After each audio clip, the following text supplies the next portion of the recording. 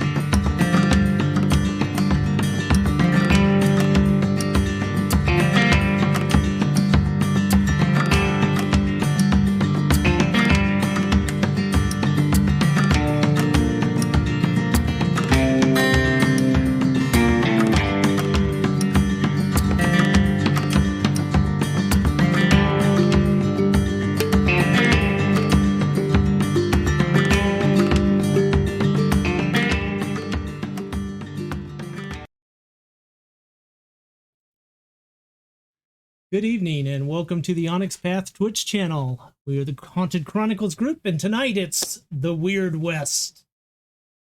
I'd like to remind everybody that there is a Kickstarter going on for Squeaks in the Deep.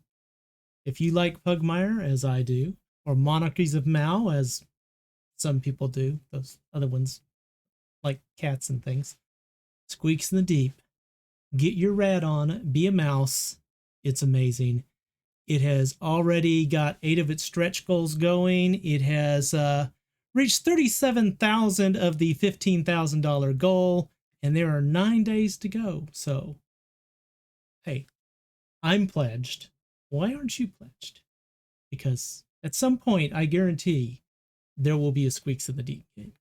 I know this because I've been asked. So, anyway. All right. Good evening and welcome, everyone. Glad to have you all back at the table. Glad to have Emilio back with us. Where we left off last week, after the giant balls from space had come crashing down, Caleb had the genius idea to bury the bodies it crushed. That was your idea, right? Yeah.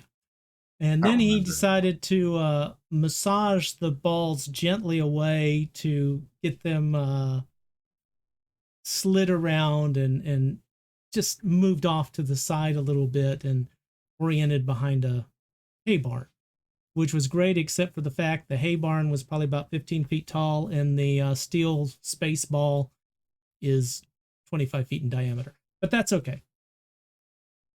I'm sure nobody will notice the thing. On the other side of that, the marshal rode up to the old mine. Her Silk had rushed on ahead, trying to forewarn the people she swore weren't there.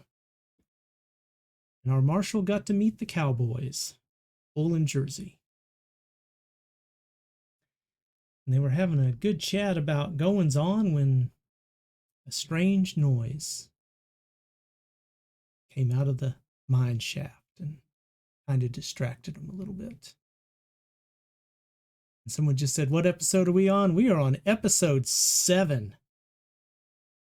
Which, that's right. That means this is where all the bad stuff starts happening. So.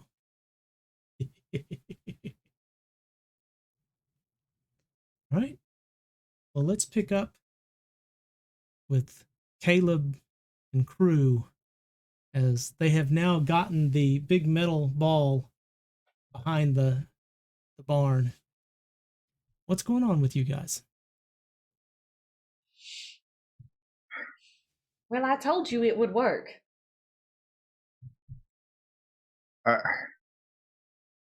It's going to have to do, unless somebody else has somewhere a bright idea of where to roll this thing. Well, it can't be seen from the road.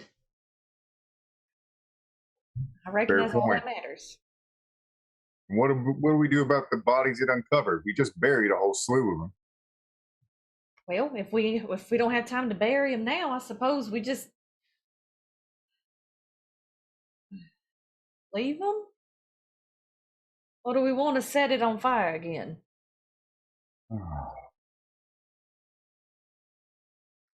Lord, give me strength. Do you have any better ideas? Anyone? Our main concern right now is the army coming in and taking over. Tim, how long roughly until the army might come this way and find these bodies? How much time do we have? It is amazing that you asked this question. Because after it took you guys all this time to move this steel ball, and after it came falling out of the sky, crushed people, everybody ran every which way and did stuff to try and get the fire out. You hear a bugle in the distance. How far in the distance? Well, not that distant. And a matter of fact, shortly after the bugle, you hear some orders being shouted. So they have to be maybe out on the road on the other side of the cornfield, or at least what's left of it. Oh. All right, do your best to just cover them in as much of this mud as possible, and then we get out of here. If we can get ahead of them, we might can distract them and get them back to the bar. The girls can keep them entertained. Well, it's your bar, so I reckon that'd be your job tomorrow. I don't see you doing anything better. Cover the bodies, and I guess I'll go distract them. I'll do my best. Lady Amethyst was with us, wasn't she? Okay. Amethyst, would you like to come along and see if we can't distract these gentlemen and maybe get them to the bar for a drink?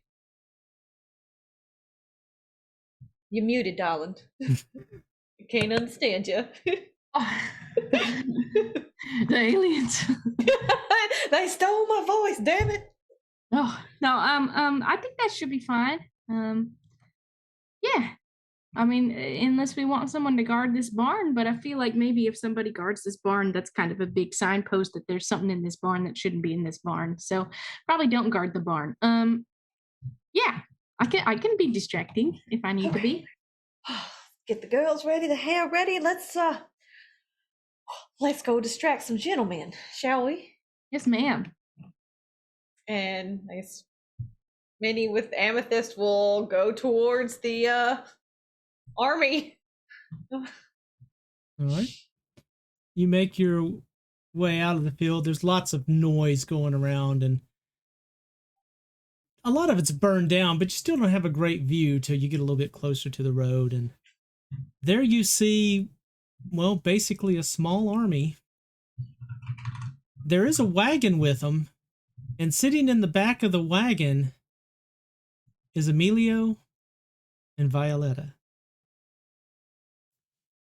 Hola.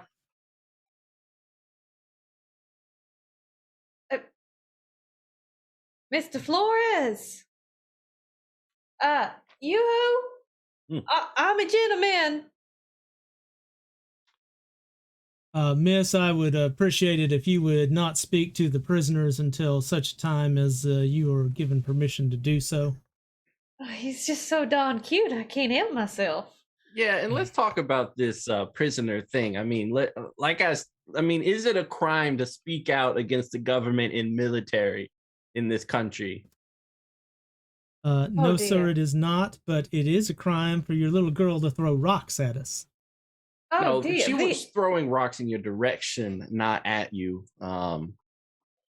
He takes off his hat, and there's this big bump on his head. And I would say that is more than in my direction, sir. That is fair. Well, you know what? I stand by her. I think this you whole... were standing by her, and if I do recall correctly, you were handing her rocks, sir. You know, it's really the educational aspect of it. Do you know certain rocks have certain properties? properties that I could go on and on about. Like they're just so fascinating, really. Geology is one of my is minors. hardness one of those factors, sir?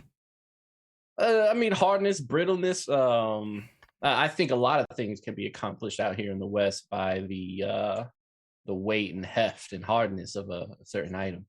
But you know, honestly, I think it was more so to demonstrate that we will not be oppressed.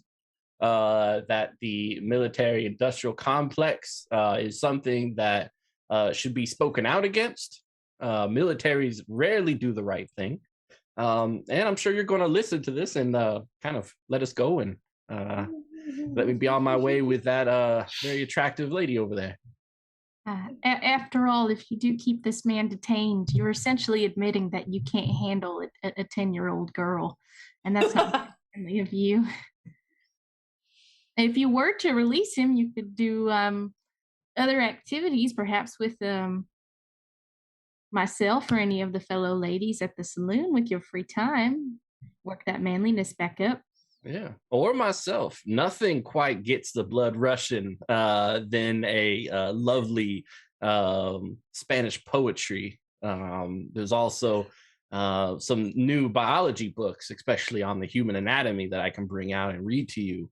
So let's keep our options open. Mr. Flores, darling, I would love for you to read some anatomy books to myself.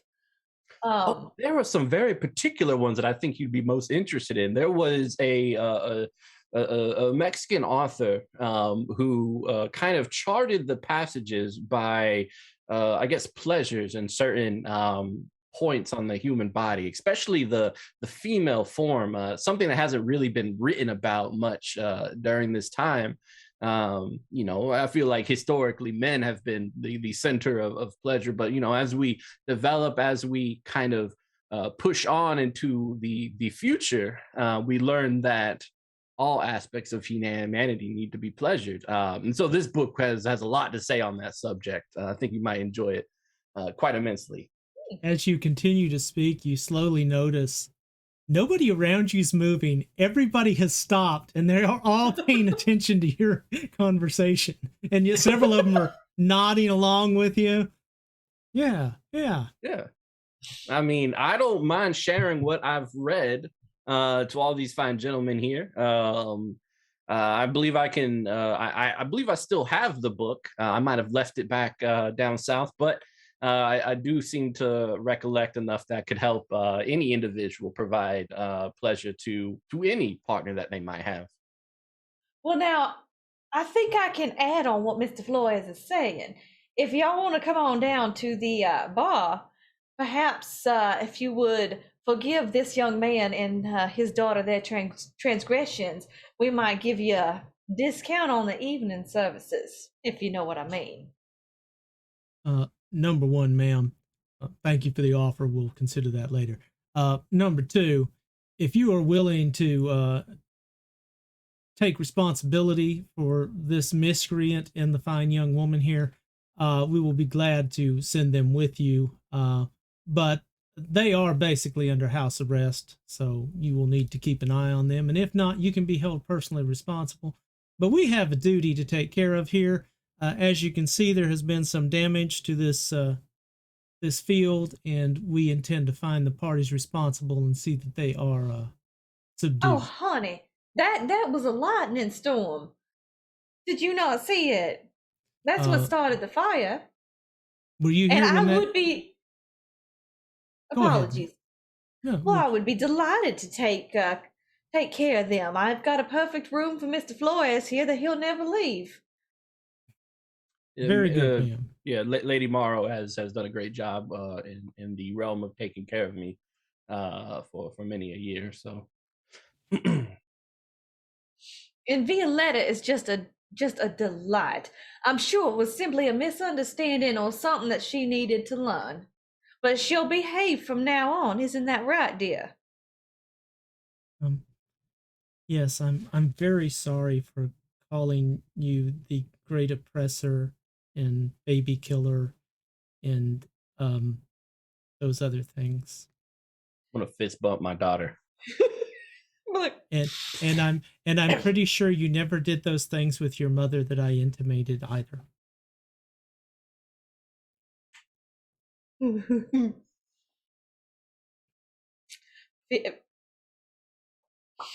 you are a very intelligent young lady, Violetta, but it's not nice to throw rocks at gentlemen in uniform that can take people into custody at this particular moment in time. So if y'all would just come on down to my tavern because I own it, I would be delighted. Lady Amethyst here is a great, great woman. She'll take good care of you. Yeah, I throw rocks at him. Look what you're throwing at him. She just kind of climbs out of the back of the wagon. Yeah, that's a good point, Violetta. One day you're going to be president of the United States, and possibly more. I just ask when you do, you are a merciful individual. That would be impossible because, as you know, I was not born here, and you have to have been born in the United States in order to be president. That is the de facto road to power here, but de jure, I think you have an opportunity to shake things up. I definitely encourage not only The Prince, but other books that would help you in your political game. She leans in. Maybe we shouldn't be talking revolution in the midst of the army. Oh, do you think they? I always wonder if they're interested or not. Yeah, yes, that's fair. They're probably bored by the conversation. We can talk about it later. Amethyst, why don't you do some of your delightful rope tricks? Oh, right now? Why, yeah, I think these lovely gentlemen would love to see it. Were you here when the, as said, lightning storm Oh, why, yes, I was. ignited this field? I was. Quite a you terror. didn't happen to notice a squad of soldiers who were in this area. Squad of soldiers? Well, now let me think. No, darling, I don't think so. It was just me, myself, and I out here. I was taking a stroll, and so there's no one else. So there's no one else out here. Go ahead, men. If you see anything, shoot it. Hit that field. Find out what's going on. Find our men. That's not necessary because we have livestock that sometimes get loose, and if any of our farmers were to lose one of their animals, it could be devastating to them. Please don't shoot it. Don't shoot anything that looks like a cow. Well, we also have birds and other animals, horses and pigs and sheeps and things, so you can't shoot.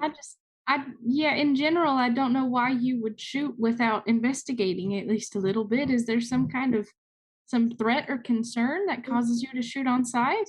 It does seem a bit rude.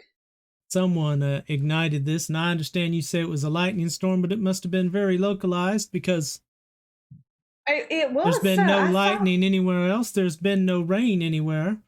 Well, I'm a weatherologist, so I can attest, and I can show you through the books that something is very much possible as they described. If you want to come back to my room and possibly, I'll come back to your room and help you, sir.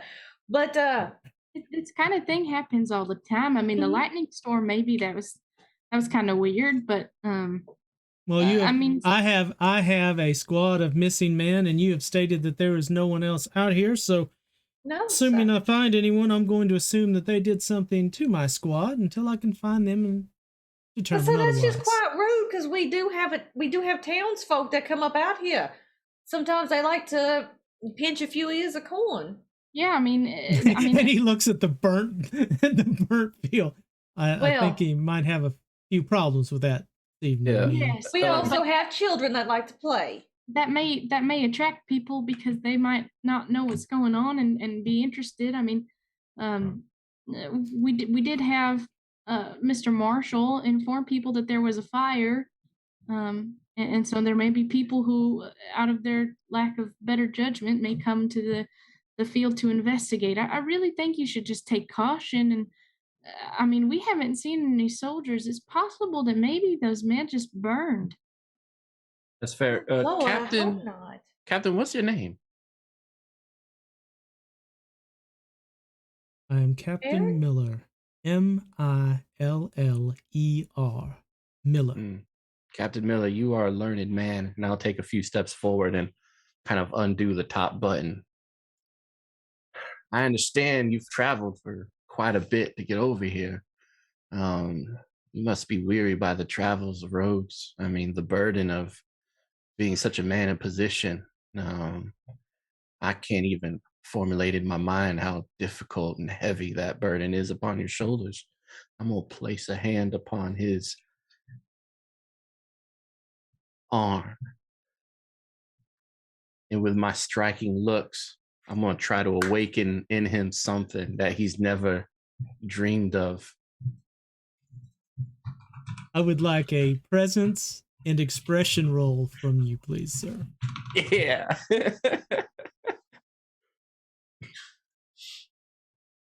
All right, let's put a willpower too. All right. All right, come on, come on. Come on.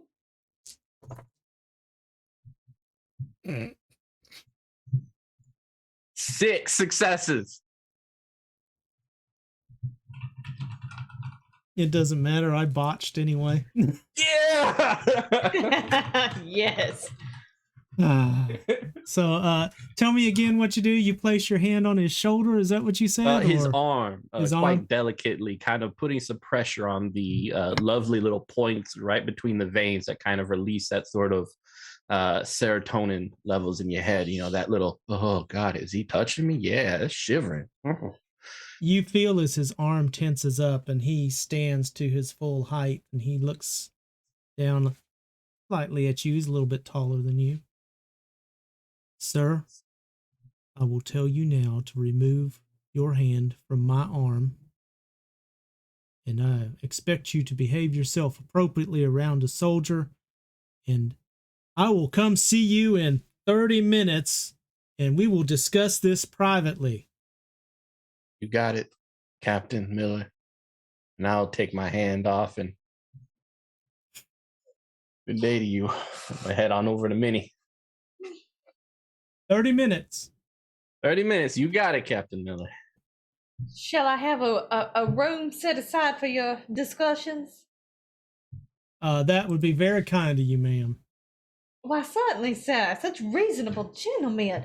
Would And- y'all like to follow us? And a bottle of scotch if you got it. Why, if you would give us the delight of your patronage, I think I could get you a bit of a discount being the owner myself. So if you would like to follow me. Half an hour, ma'am. I've got to get the troops settled.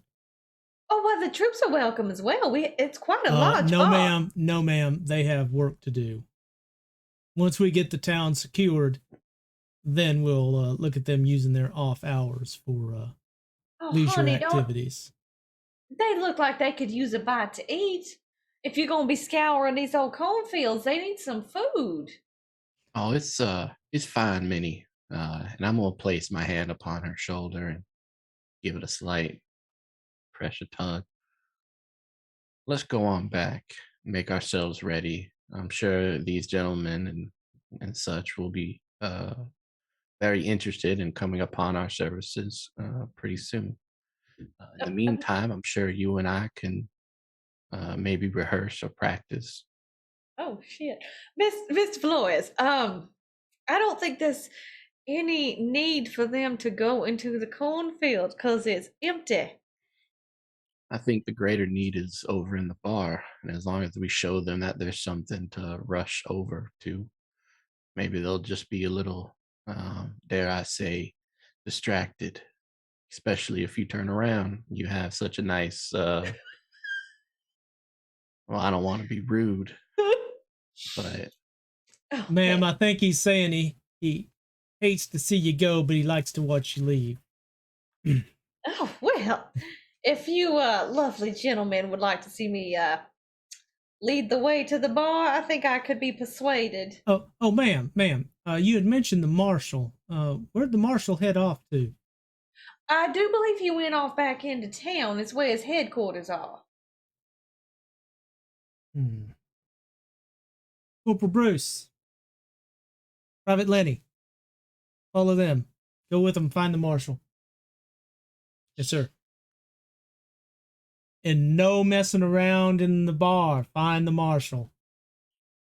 Now, darling, I would never dream of letting them disobey you. Come along. We'll show you around, Lady Amethyst. Yes, yes. I'd be happy to help. I Why could don't you even take whip out. this? I could even whip out my guitar. I mean, it just needs to put on the G string on it, and it's the only one that's missing. But I think it'd be nice. I mean, yes. It's only can- missing the G string, huh? Yeah. I it's think I sad. might have a spare one laying around somewhere that you can use to restring it with. Excellent. Yeah, it's a spot I missed it. So let's go find it, gentlemen and most beautiful ladies. Just follow us. Meanwhile, Caleb, what are you guys up to? And Lady Amethyst, are you going back to the bar with them? Yes. The inn, the tavern, whatever. Okay, cool. Caleb, what's going on? You got a couple of townspeople with you still. All right, hurriedly just trying to cover up the bodies, and Caleb's just shouting to them, "Shallow graves, shallow graves," Oh God. as he tries and leads the way. He used many the bodies word are we looking at shout. You heard him. He's used the word shout. Oh no.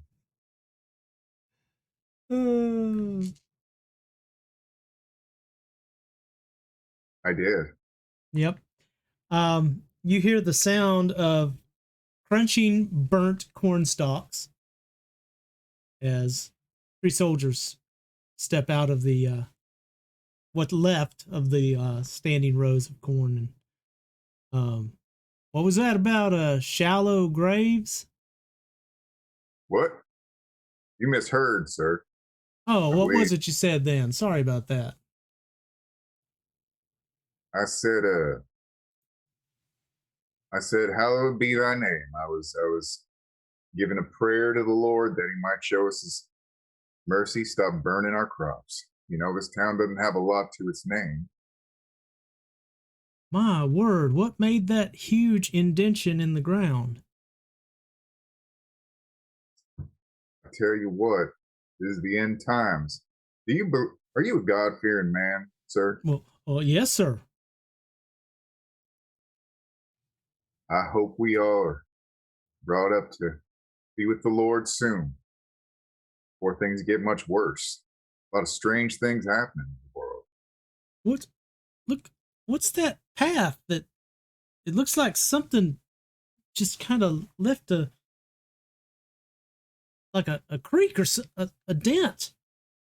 It's heading up that way towards that farmhouse.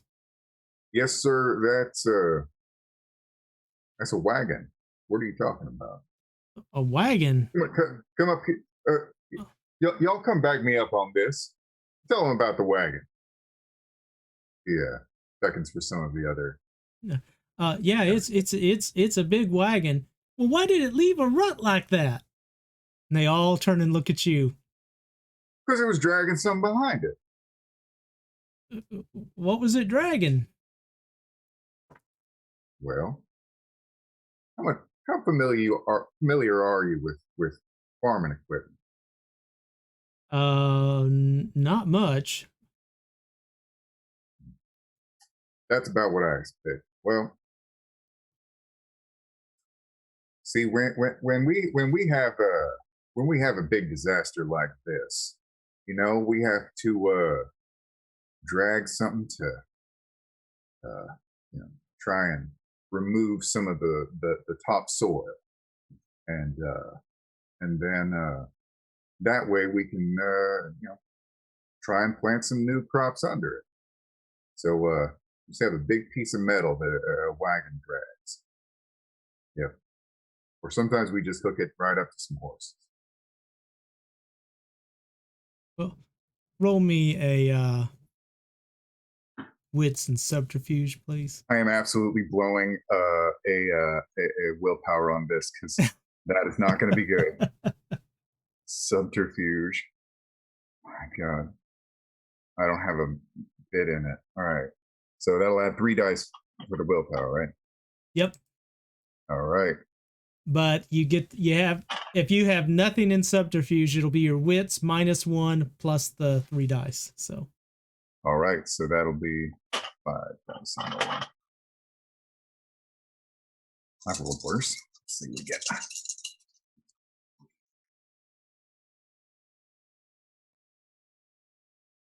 That is 3 successes. Well, dadgum, I never knew it was so difficult and that's how you had to do things. What are you all doing out here with the shovels?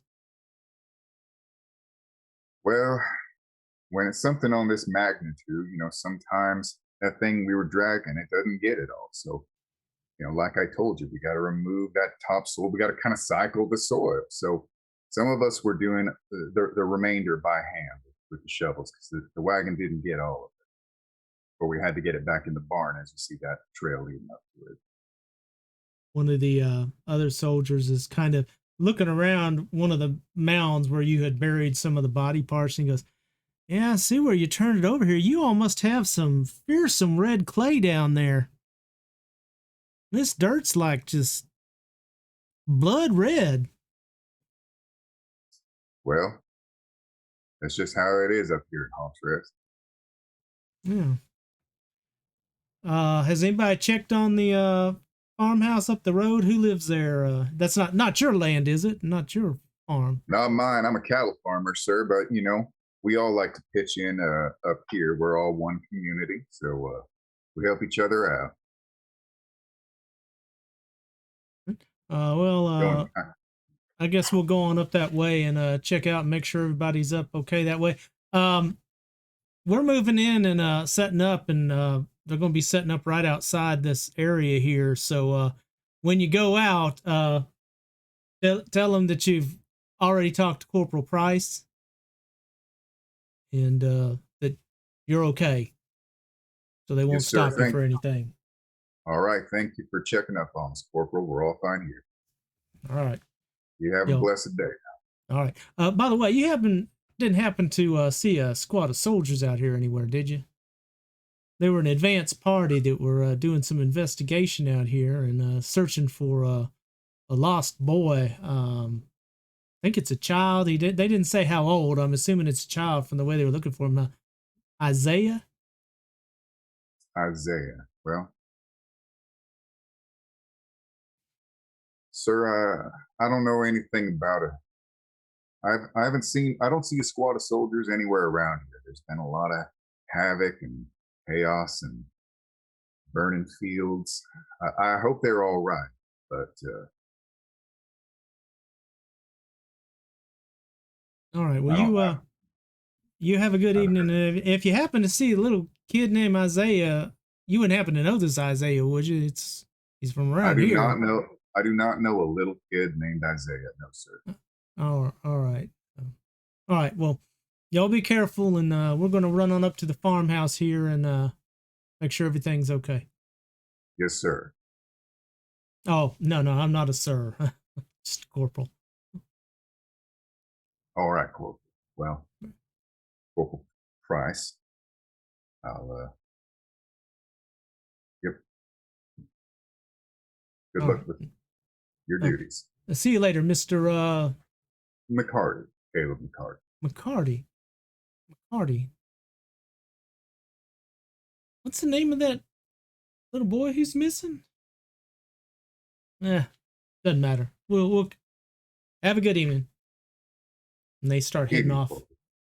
They start heading off following the new rut, and they're investigating along the way, and you hear them talking about how amazing it is the way it must have turned the soil over and packed it back down again, because I mean, it looks like they brought a cannon through here.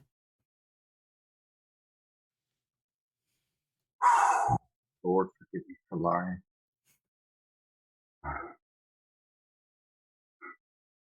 And the townspeople are, we think we're going to get on back down, Caleb. Yeah, you best do that. I think we'd all probably better scatter. Yeah. They hand you the shovels. Oh, hell. Heck, gee. Turns, how are the bodies looking? it's not easy to tell that there were bodies unless you get real close, because you got most of it buried. It's either buried or trampled in. So now when the sun comes up, it may be a different story, but you know, the darkness and it's covering you a little bit at this point.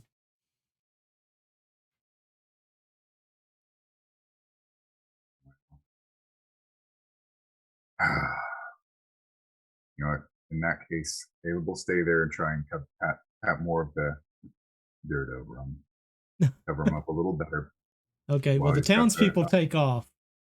Yep, he's just doing it by himself for now. All right. How much time are you going to spend doing this? I'm willing to devote a couple hours to it at least. Okay, all right. Well, I'm going to leave you packing dirt. Going to move back over to Minnie and Lady Amethyst and the two soldiers, Emilio and Violetta, as they make their way back into town. The soldiers are keeping an eye on Violetta. And they're watching her, you know, like a hawk. So you said the marshal went back to his office? Where's his office located? It's in town. Well, yes, ma'am. We're in town. Town's a big place. It's really not out here, sir. It's actually rather small. He most likely be at well, the jailhouse is, I guess, is what it's called. It's office. It's not too far from the saloon. Honestly, I could walk you there. No, well, that'd be much appreciated, miss. He puts his arm out. He puts his arm out to you. I'll take it. So, what is it you do, miss? What is it I do? Yes, ma'am. Well, it depends on what you'd like. I'm sorry. I don't understand. What? Oh, have you never interacted with someone like me before? I'm not quite sure what you mean, ma'am.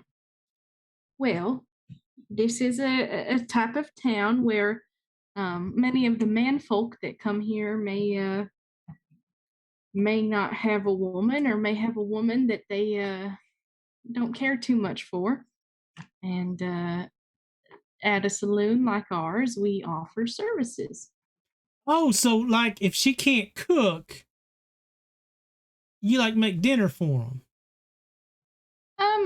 I suppose I could do that, but usually it's a bit more romantic in nature. It's a itch scratcher, if you will. You know, my back gets some kind of sore, so yeah, I can understand that. Romantic, so you like make them dinner and then like put out candles and something, or it's something like that. Usually, well, sir, do you have someone that you care for? Well, I of course got Maul back home. I mean, I care for her deeply. I mean, she raised me, and how old is this guy? Can I tell? Probably 16, 17, somewhere in that range. Ooh, okay. Well, so you're not too much younger than me, but you're still a bit younger. So maybe you haven't really ever stayed the night in a lady's bed. Well, yeah, I'd sleep with Ma, you know, because No, you know I mean you got to like stay a warm. lady And the that you wanna kiss. the corporal is behind you, just following, and he is snickering with every word you say. No, I mean like a lady you want to kiss, and not like a ma kiss on the cheek. I mean like a kiss for a long time with your arms around each other and no clothes and stuff like that. And his eyes get big, and he's like, and the corporal comes up and whispers something in his ear, and he just turns pale. But I can do the dinner thing. I do cook pretty okay, to be honest. If that's your preference, I don't mean to scare you. I do give massages. You said you had itches. You don't have to do anything sexual. Yes, ma'am. We better get on and find the marshal. Yes, indeed. No, I think that's what I do. But I actually might be getting into lassoing animals. Maybe it's a temporary line of work. I guess is it how you could say it. I've someone has offered me some monetary assistance so I can do what I'm more passionate about. That makes you feel any better? What were you going to say? I don't just do Amelia? it for fun.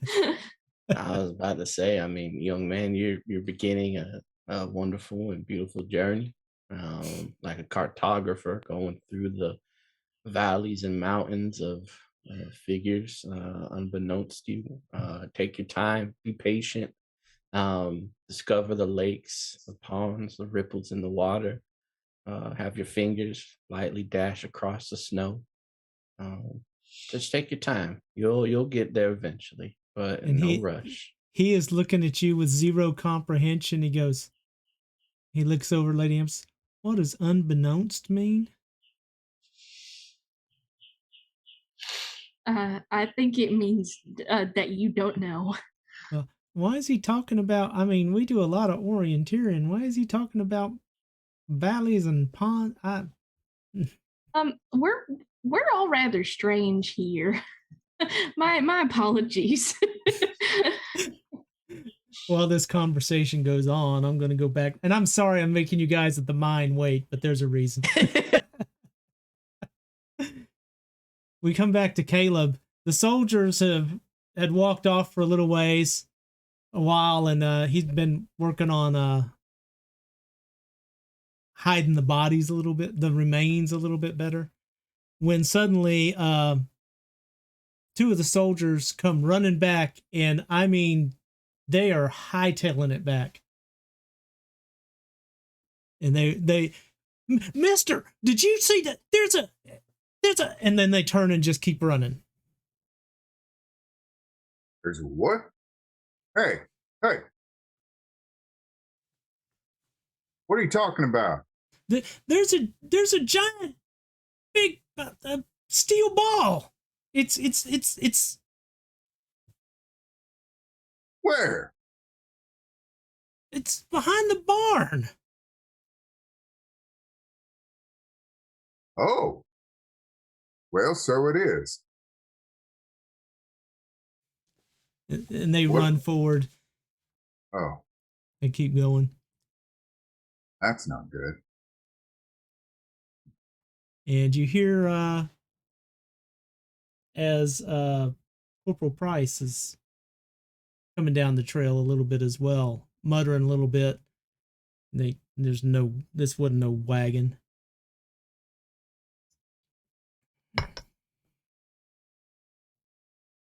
What are you going to do?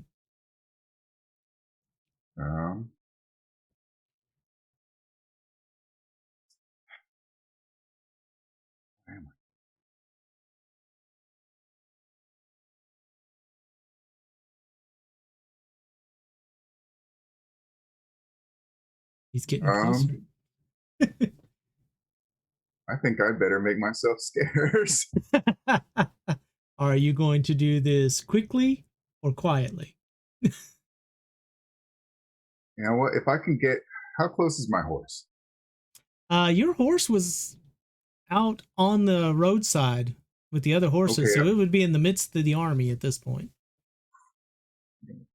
It's in the midst of the army. Yeah, if it was out on the road, because they're on the road. Oh, no. All right. Well, I am going to try and do this. I don't think I stand a chance of doing it quietly, so I'm going to try and do it quick. All right. Well, in that case, let's get a strength and athletics out of you. And where are you headed? That's going to help too. Well, he's coming from the road, so I'm probably going to want. But he's coming from the farmhouse because they went up to the farmhouse. Yeah. Okay. So the road's the opposite direction. Road's the other way. All right. Yeah. I'll try and run toward the road. I imagine the army probably being on horses is going to get a little distance on me before I actually make it to the road, so I'm probably not going to run up on them. I don't know. We'll see what happens. I'm going for the road. Let's roll it and see how it goes. All right. But your idea is to get to your horse, right? Am I understanding that correctly? My idea is to get to my horse. I'll admit that. Yeah. All right. So.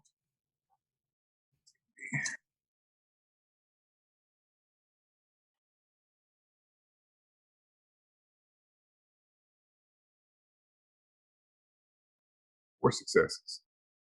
That's pretty darn good. You come charging out behind the two soldiers who are running ahead, who are babbling about this giant ball.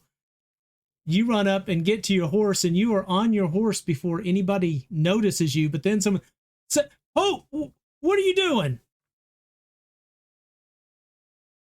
Not even going to answer. I'm just riding. Oh. And the corporal's going to step out and let him go. We know where he's from. Come on back with us. We got to figure out and secure this big steel ball. Half of you come with me. The rest of you, I want you to set up an encampment right here in the middle of this cornfield in that cleared out area. And then when corporal and the private get back, we're going to see about securing the town. And that's the last thing you hear as you duck away.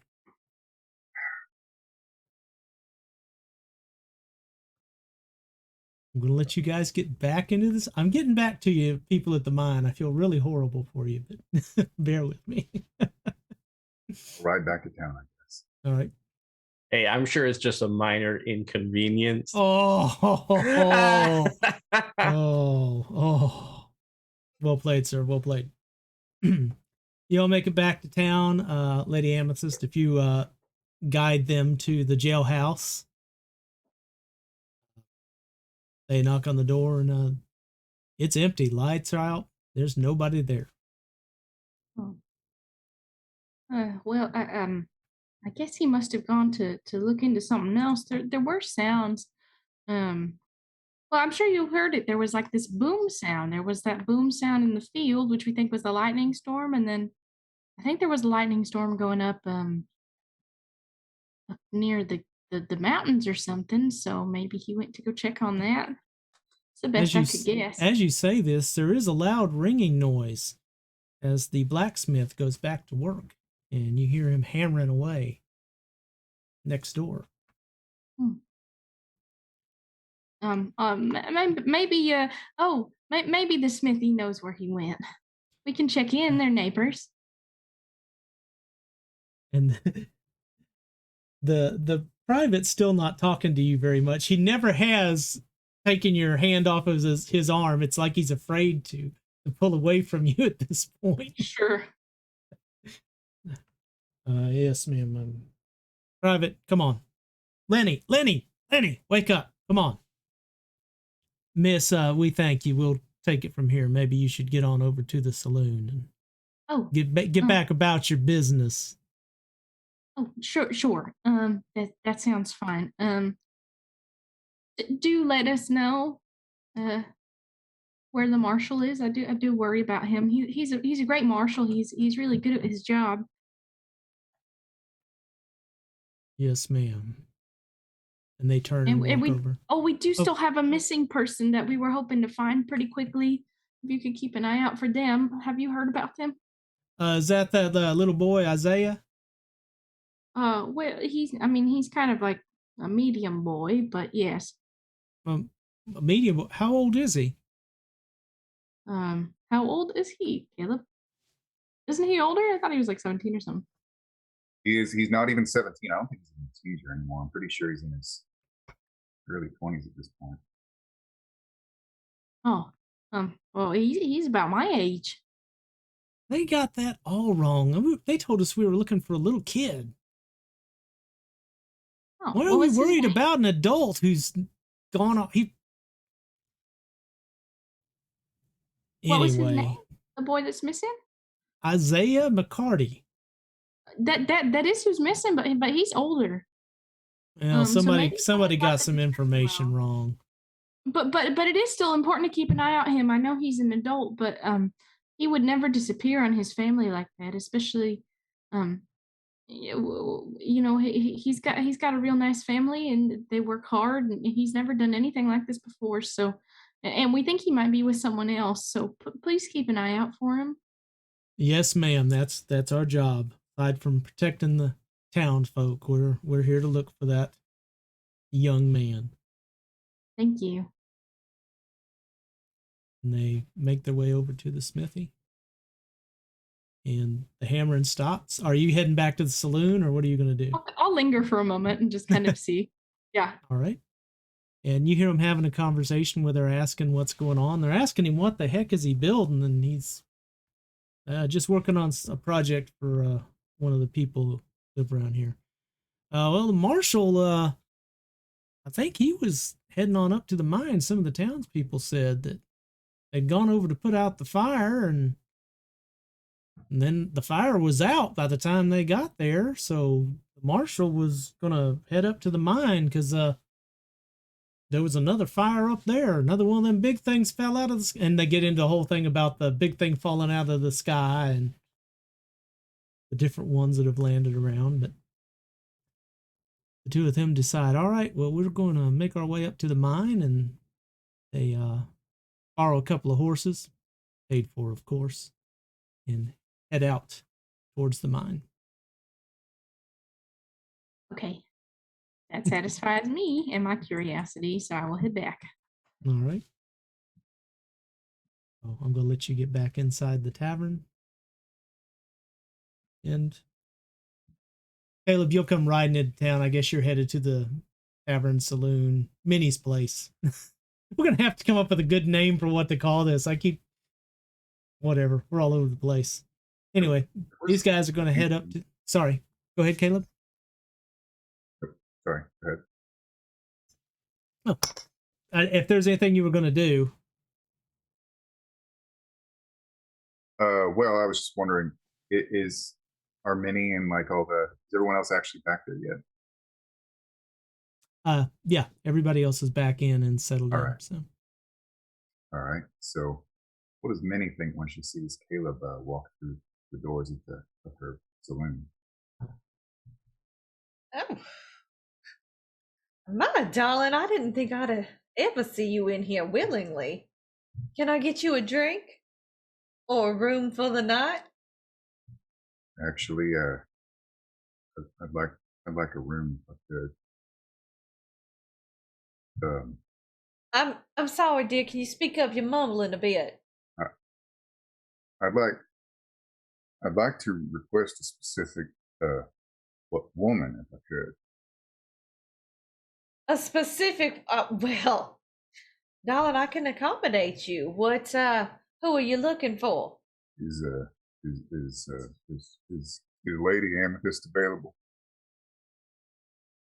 I'll find out for you, darling. Why don't you have a seat here and get yourself a drink and make yourself comfortable? I'll go check with Lady Amethyst and see if she has a free evening. Yeah, I'll keep Caleb company while you wait. Well, thank you, darling. And I'll sort of ruffle up his hair. I'll see you in a few minutes, and then I'll go off to find Lady Amethyst. How's it going, Caleb? It's fine. Well, it's not, but there's some problems. But how are you? Oh, I am just fancy. So what made you call upon Lady Amethyst at this very moment? Well, I know there were soldiers possibly coming here, and I just want to make sure that none of them, I don't necessarily trust them. They're not from around here, and I don't want them to treat her wrong badly. So, So you're going to treat her right for the remainder of the night? Well, yes, sir. Maybe I will. And for several nights, from what I can tell, they'll be here for a couple of days. So you might have to reserve for maybe at least a week just to be sure. Oh, if I can spare the pay.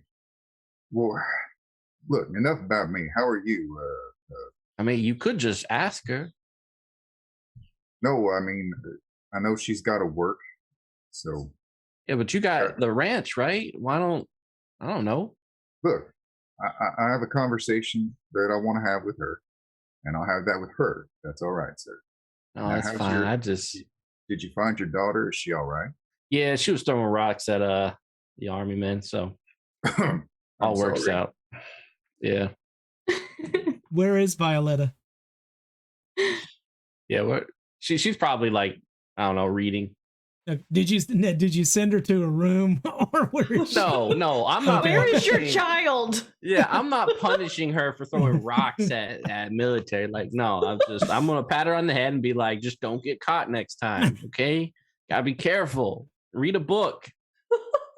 Now, if I'm you gonna sneak her some whiskey. Sneak her some whiskey, just a little bit. It's like that much. She is a mana. I mean, if Violetta, if you would focus on your mathematics using the Pythagorean theorem, you could have smacked them from a farther distance without you having for them being in sight. So this is why we learn things so that we can tactically destroy people from afar without being seen. Yes, Father. Never, Excellent. Now it's not like you read. ever let me practice rock throwing, you know. Okay, after when they are gone, we will construct a catapult. I think that would be a good father and daughter activity. And we'll get boulders and stuff like that, and we'll start to learn pre-modern warfare, and then we'll kind of go on up as we learn more. And with that, she actually looks pretty happy and excited and starts rambling on about, well, how do we make a catapult? And does it really use cats? And Oh my god. all sorts of stuff. So Only one historically has ever done that, and I think that was somewhere in England. that is true. I'm still there, right? Yeah. Yes. Well, if you're up God. for a little leather working, you could try and make her a sling. Throws rocks a lot better than a bare hand.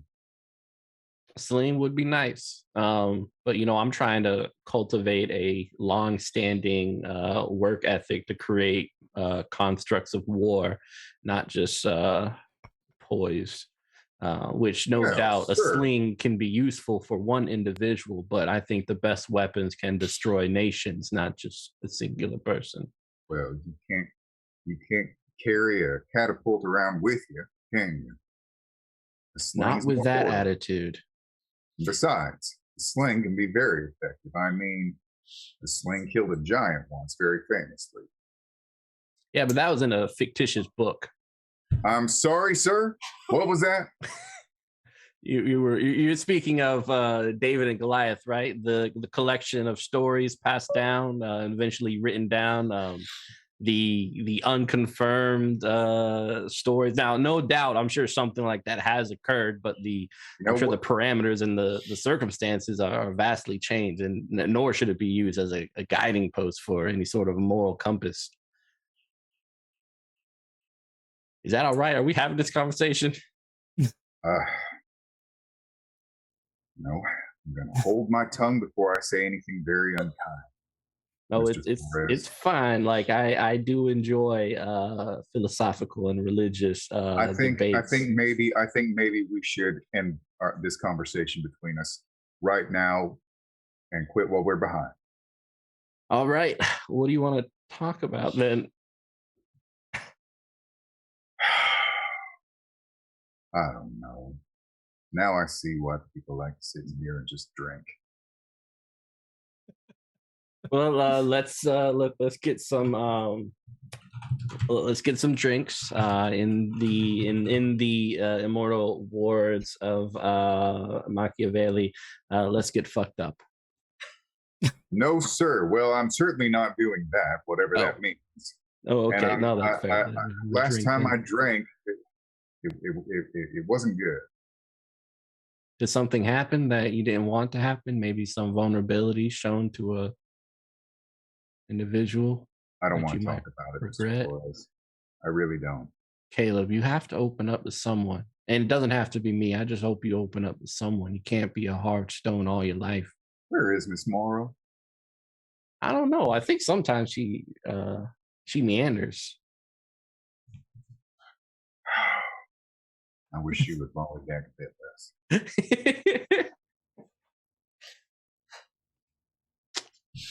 Yeah.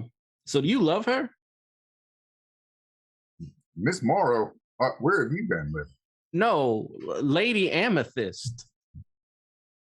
Well, Do you love her? what was that about drinks, Mr. Flores? So you do. There ain't nothing to be ashamed about. Poets used to scream it out from the rooftops. Men have been driven crazy by the thought of it. I'm not going crazy, and I'm not sure whether or not I don't know. Look, just I think we can agree that she's a very special woman. Let me ask you one more question. Then I won't poke and prod you any longer. When you wake up in the morning, when you go to sleep at night, do you ever wonder the question, is she okay? Well, yes. All right. That's all I need to know. I got this drink. I'll get this one. You lovesick little puppy. I'm going to get him some beer. And I'll drink it if you agree never to call me that again. Agreed. All right. Anything else going on at the saloon before I move on to the mine? I believe I would have returned at this point. All right. So you are back. And I'll just walk in and sit right down next to Caleb. Oh yeah. Then I'm going to get my drink and be like, and just move on over to the other table. we can save that for after the mine.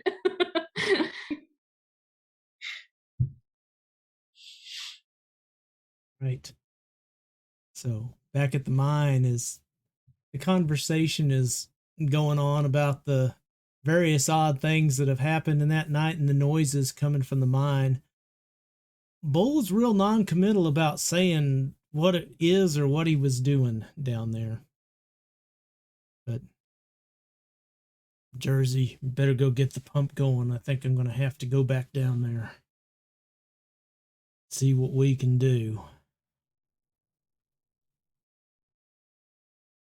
Well, fellers, I know you don't seem to want to tell me what's going on exactly, but with everything that's happened, knowing what exactly you was up here for, well, it might make a jury look more favorably on you because, as I said, your man dead. They really ought to know why. Marshal, I regret what happened to those men, but really shouldn't have been sneaking up on us here. Sure. We got some important work that we're doing. Well, if it's important work, maybe we could help you, but you don't let us know what's happening. Like I said, I have to look at the facts of the matter. There's a man dead on the ground over there. A man that I knew for a long time. Well, as long as I've been in town, anyhow. And so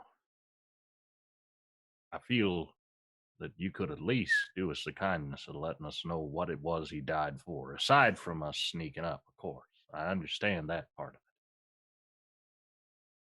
He looks over at you, Silk.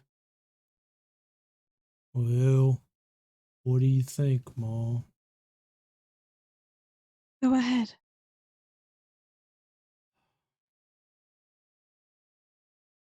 And then he looks over at Bonnie. You think he can handle it? Well, I'll let you all figure that one out. Marshal, there are some things in this world that just shouldn't exist.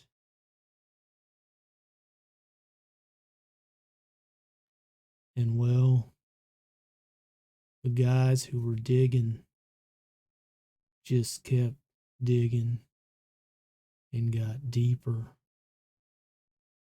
And they went to a place that they shouldn't ought to gone.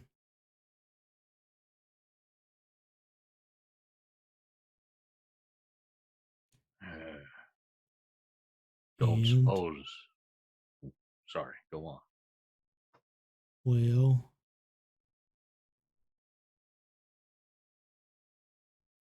I don't quite know how to explain it, but there's some unnatural goings on from your perspective.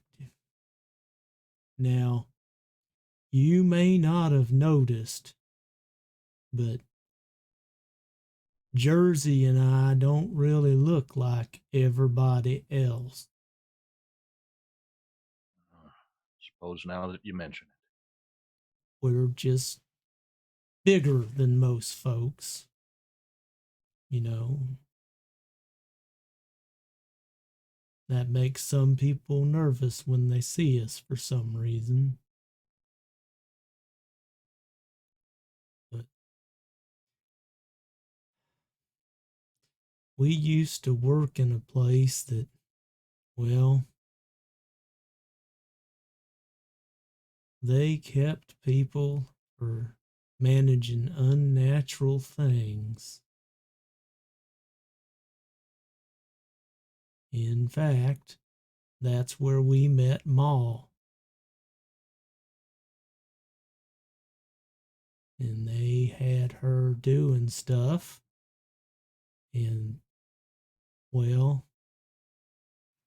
it wasn't a good thing, Marshall. So we decided to, what the hell is that? And he's looking up over your head.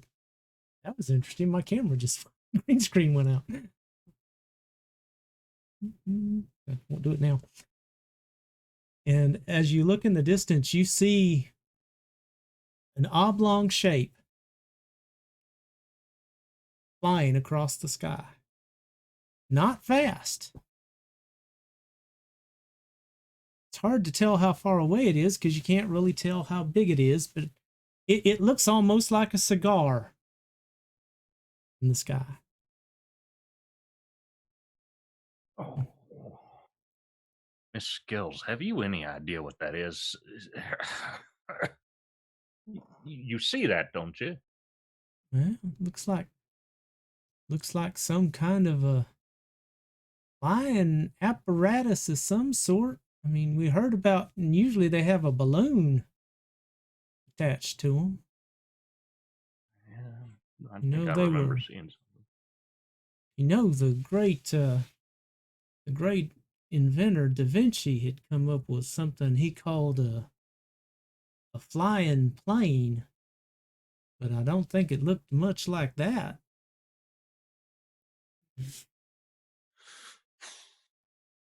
Well, just one more thing to add on to the list, I guess. Don't suppose it relates to them big metal balls that fell out of the sky earlier, do you? Marshall, y'all. Bull, you in Jersey, I think you should get down. Somebody's coming, and I think your big size might scare them. Yes, ma'am, Miss Bonnie, but we're going to have to get back in the mine because something's coming out.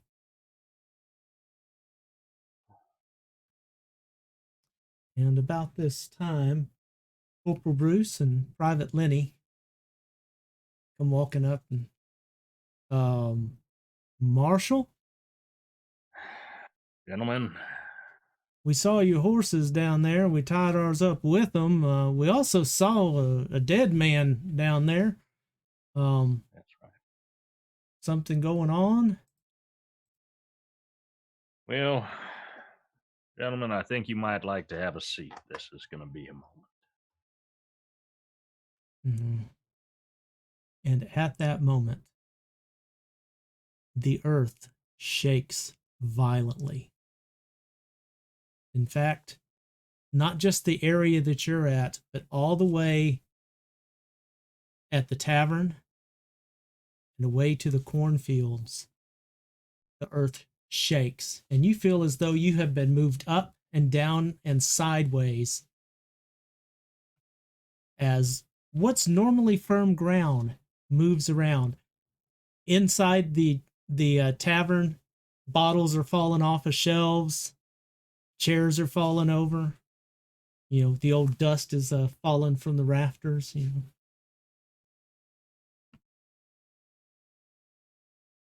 Well,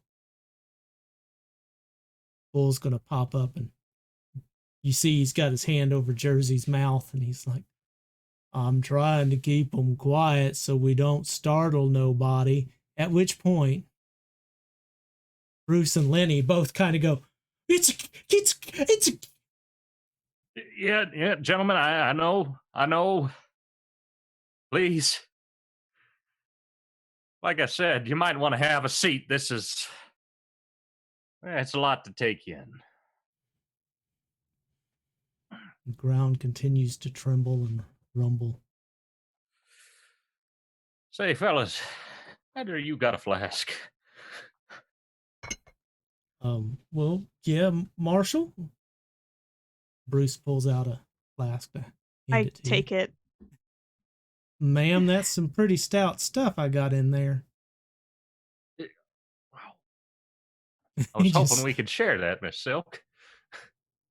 Well, that's a woman after my own heart. Oh, I'm sure she'd give you more than that, fella. I mean, I think we have some time. A large plume of dust and dirt blasts outward from the mine. And you hear this horrible screeching cry like a giant bird of prey. Uh-oh. I think it's coming out. Yes, Silk. Have I ever heard this screech before? Like, would I know Um, what this could be? Give me a let's go with a wits, and what would you like to use with that? You're checking your memory, so I hate to put academics on it because it's your memory. Socialize? Actually, you know what? With your background, I'm gonna say yes. Yay! Because that works. You're such an odd character, you know. Right. Hold on. What is the one that I get? I get bonuses even on like 7s and stuff. What is that again? I know there's something that I think it is on one of your social ones, but I think it's when you're persuading people of things and inspiring. Okay. So that's just 2 successes then. all right. Well, that's enough. You haven't specifically heard this before, but you're familiar with tales of old because, you know, somebody had to give you some stories to go off so you could make the things of their interests in your previous employment, so to speak. Okay. And the closest you can do is maybe the sound of a mythical creature from way, way back. Something from, they call it a griffin. Yeah, you think they called it a griffin. That's what it reminds you of. Silk will, while everyone's like covering their ears and like cowering, Silk just stands there, finishes her drink. I think we've got a griffin. Hell, that is. I say as I'm trying to put the 6th bullet into my revolver. Skills, would you like a pistol? I've got one, Marshall. Thank you. I think I'm good. I extend my hand to return the now empty flask back to the gentleman, and I wink at him when I do so. No, thank you, ma'am. I wish I had more. He If closes we it up. survive this, you and me, okay? Gentlemen, I hate to ask, but you might want to get your weapons ready. I don't know if something's coming up out of that mine, but it seems like it may do, and the last thing I seen come out of there. Lenny, Yeah, go you back wouldn't to the believe- horses and get the rifles. It's not a bad idea. So he takes off down the hill. And you hear this noise, more of this scraping, dragging sound as something gets closer. And then this enormous beak, large enough to fit your whole head inside of its mouth, comes out of the mine. And these two eyes that, well, it's kind of odd. They don't look like bird's eyes. They look more like the eyes of, well, they're large and they have a black slit running down them and green around the outsides, kind of like a snake. Huge snake eyes. As it continues to emerge, it looks, and you see as it's drooling, and it looks around and emerges with its body, and it's like a snake with a bird's head. And once it emerges from the mine and stands to its full 12 feet, it extends its wings, flaps them, and the wind kind of pushes you back a little bit, raises dust into the air as it rises into the air. And I'm going to need y'all to roll initiative. We minus our speed, right? Nope, you should have an initiative marked on your character sheet. Yeah. You roll a d10 and add your initiative value to that.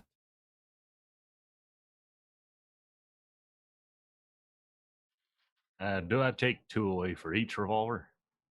I'm sorry? Do I take 2 away for each revolver? If you're going to be two gun in it, yes. Absolutely. All right. That'll give me 9. No, sorry, 7.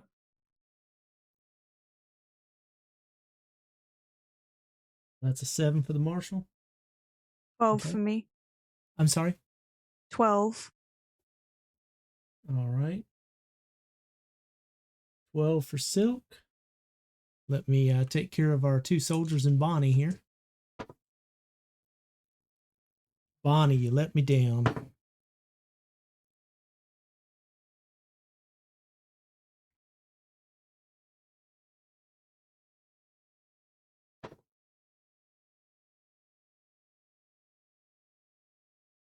All right.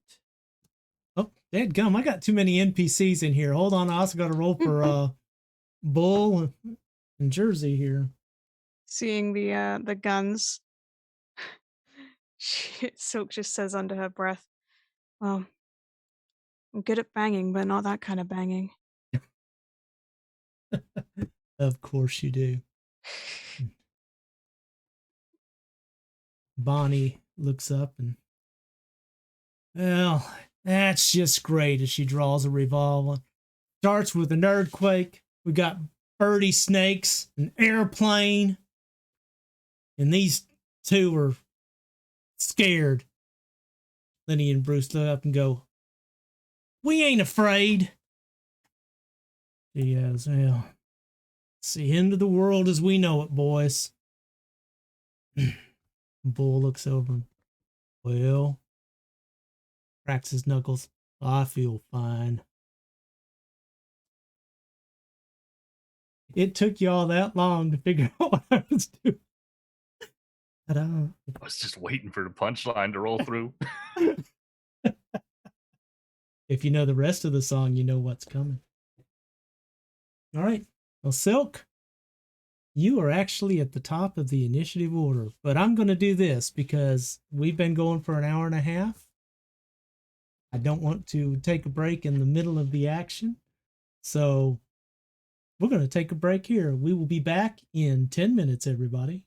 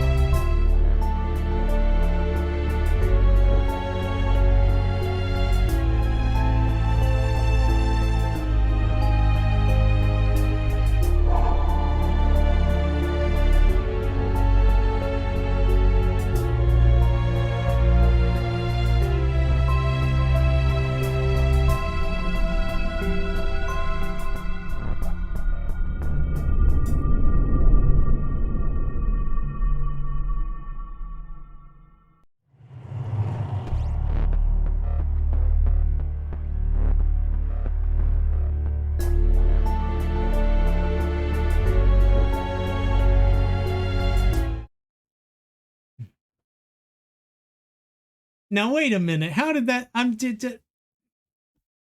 It's like magic. I'm gonna have to do the countdown sooner. Hello, welcome back. We had just departed from our friends at the mine who had some kind of a strange chimera of a bird of prey and a snake come forth from the mine.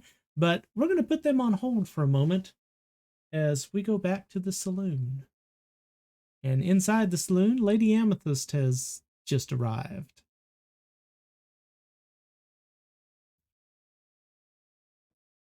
And I leave it up to y'all.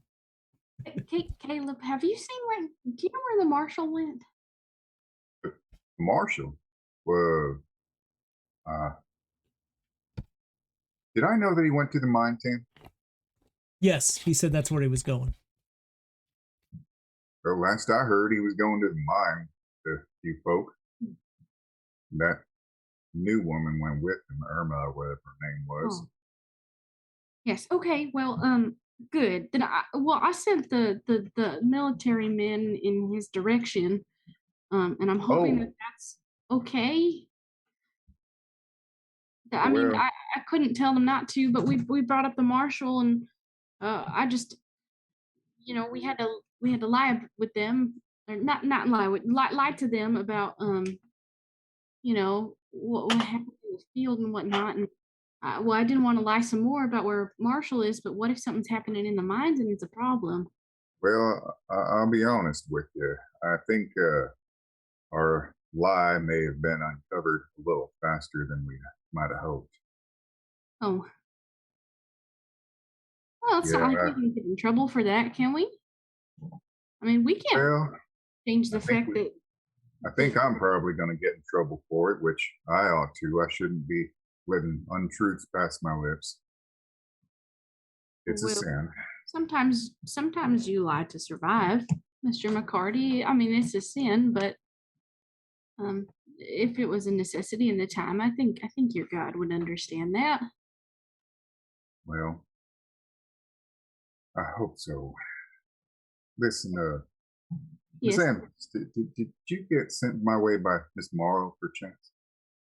Oh, no, I just thought that you'd be the best person to talk to about where the marshal might have been and get Oh, advice about whether I should have sent him well, that way or not. I do wonder where she is then. She said she'd go check with you, but Oh, maybe Miss Morrow?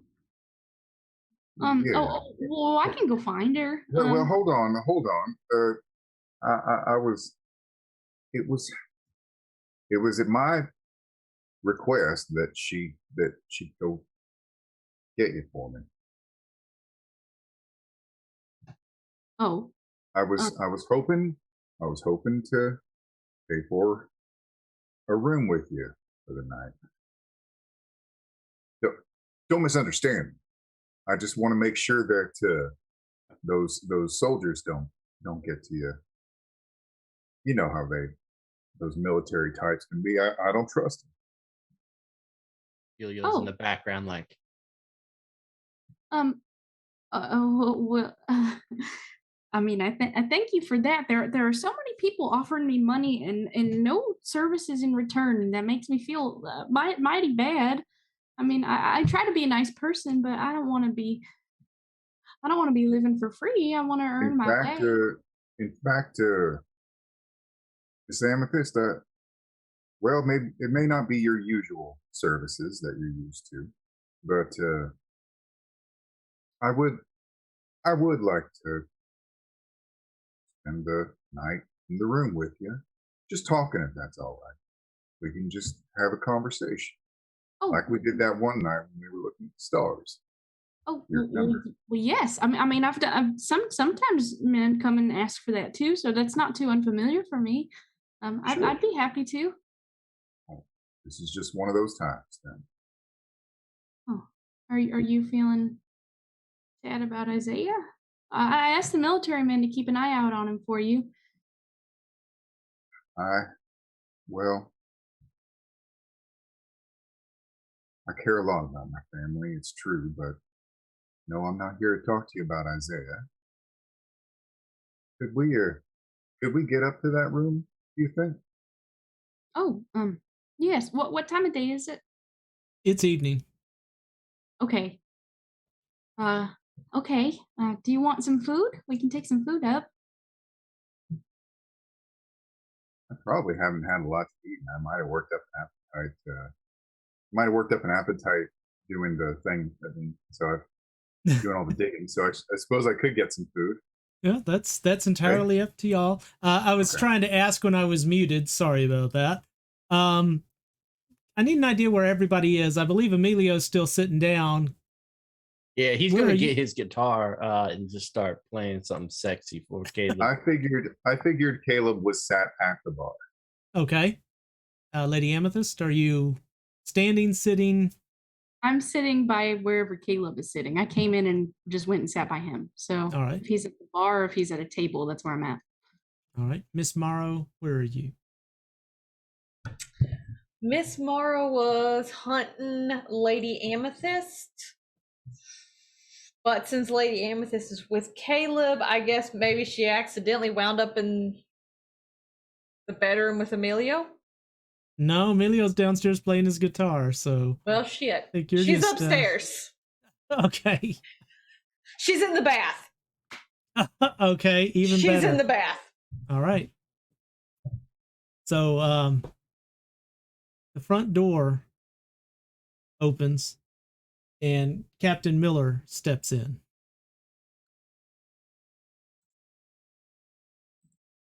And then the entire room starts to move. Miss Morrow, where you're at is shaking so hard that all the water is emptied out of the tub, and you are sloshed around in it many different ways. Oh my!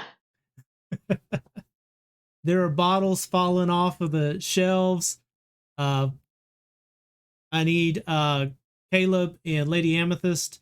Give me a dexterity, and what do you want to do let's do a dexterity and resolve for being able to stay in your place. If they fall, do they fall in each? If they fall, do they? Sorry, go ahead, Caleb. I was going to say Caleb will actually move to try and shield Lady Amethyst with himself. Yeah, I think if any of them fall, they fall into each other's arms. Yeah, we'll see how the roll goes. Caleb, I'm going to steal 2 of your dice for that. It's a good thing, but you're not going to be worrying about yourself. You're going to be worrying about someone else. Oh my goodness! All right. Well, as much as I am running out, I am going to spend a second point this session. I believe that's my third or fourth. No, it looks like my third point of willpower today. I had 3 dice.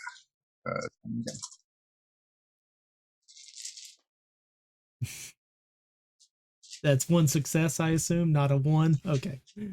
Yes, sir. Well, there were 2 ones in the roll, but the success saves me from them. So.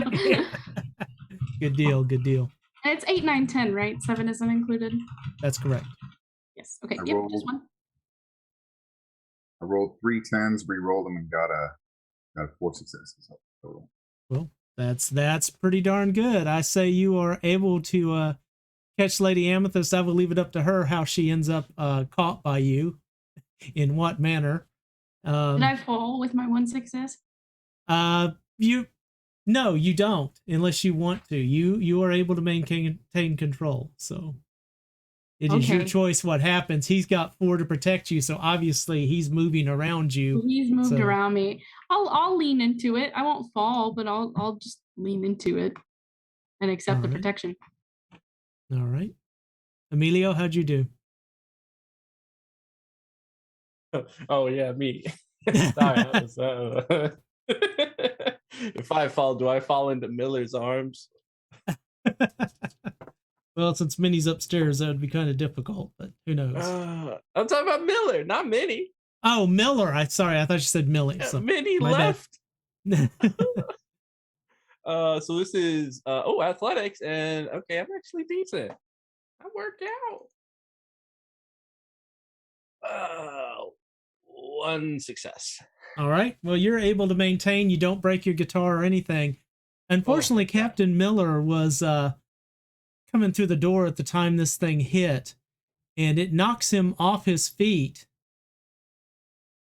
And as he falls to the ground, he hits his head on the side. It was a botch roll. He hits his head on the side of the table. Actually, it was worse than a botch, but anyway, he hits his head on the edge of the table, and you hear this wet crack noise as he slumps to the floor, and out of his hand rolls across the floor and lands right at Emilio's feet a bottle of very expensive champagne. Oh no. He's going to pick it up and crawl over to Miller. The Miller, room is still shaking while all this is going on, by the way. Miller! Trying to do CPR, like, wake up, Miller!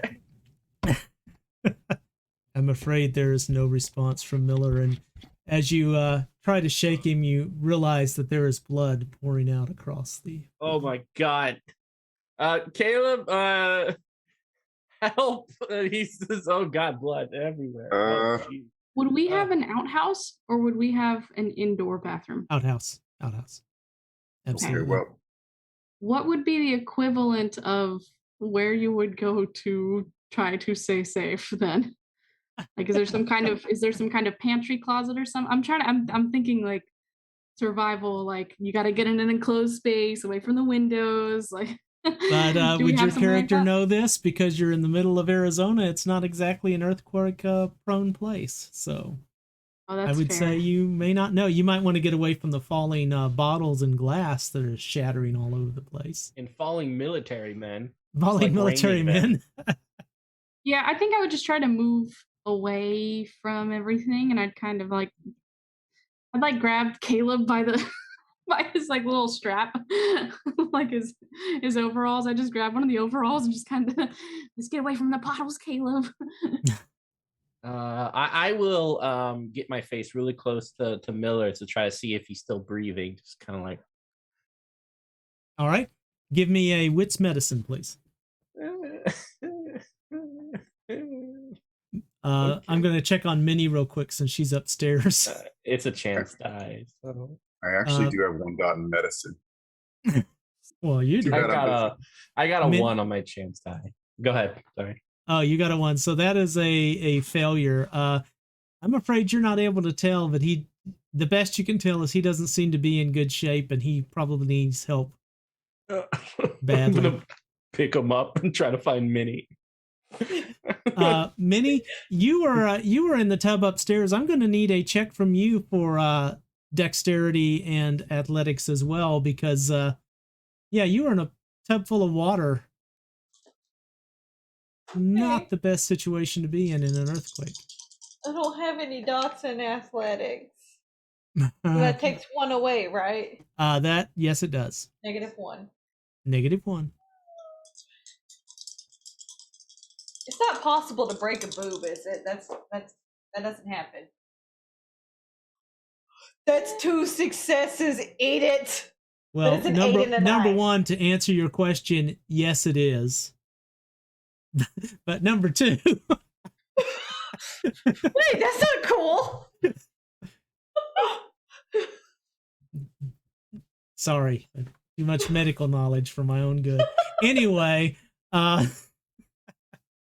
you are sloshed around in this thing, but you're able to hold on to the sides and then not get any significant injury. You do hear some screaming coming from another room, and then Violetta comes down the stairs quickly and sees Emilio hugging the captain here on the ground, and she just, well, I see where your interests are, Daddy. And she just turns around and stomps her way back upstairs. Hold on. I hope she's coming to rescue me because she loves me. There's blood all over Violetta. She's hurt. Like, this is not what it looks like.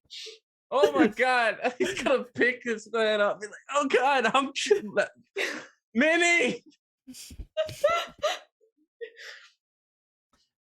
Minnie, what's going on with you upstairs? I am going to crawl out of the tub, and I've got a towel in one hand, and I'm going to run to the door. I'm naked, by the way, and be like, "What is going on?"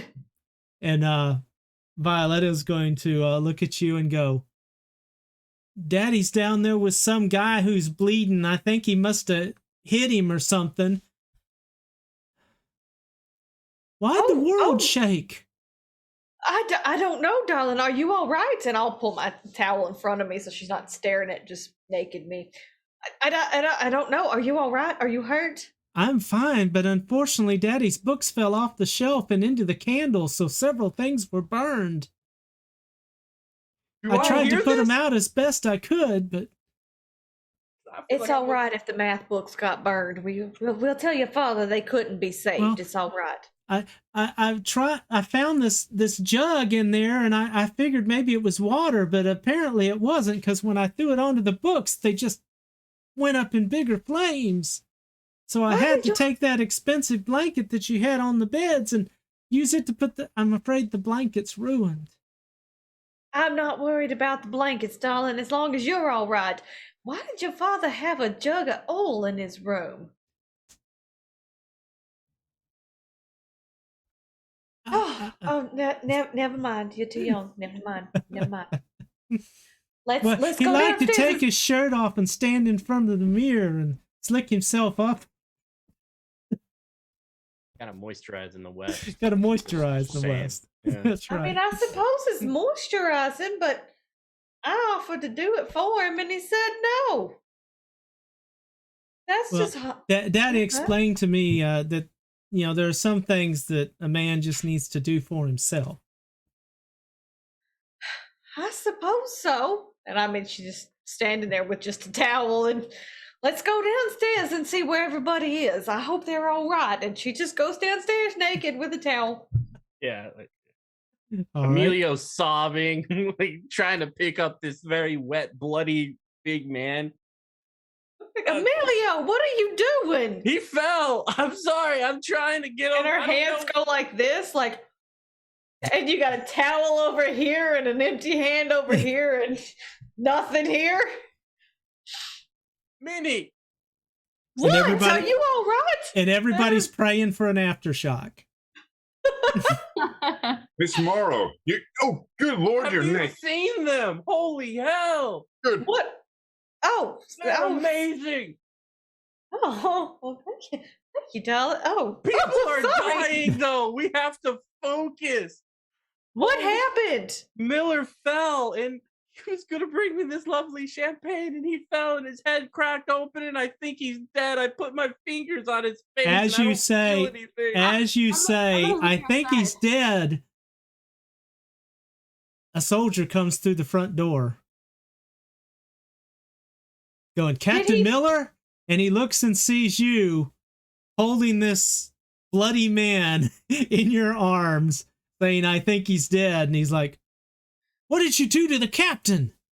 There was an earthquake. Did you not feel it? It was shaking, and all sorts of things were running around. I was playing guitar. I was on that there stool right there, and he just fell on his face, and it cracked and opened up like an egg.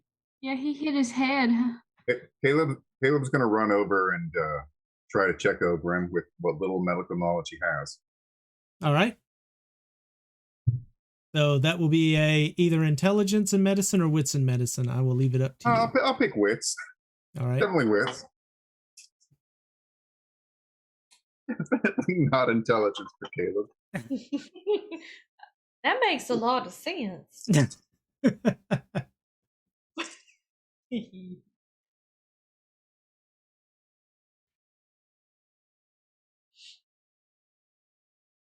Oh, thank God.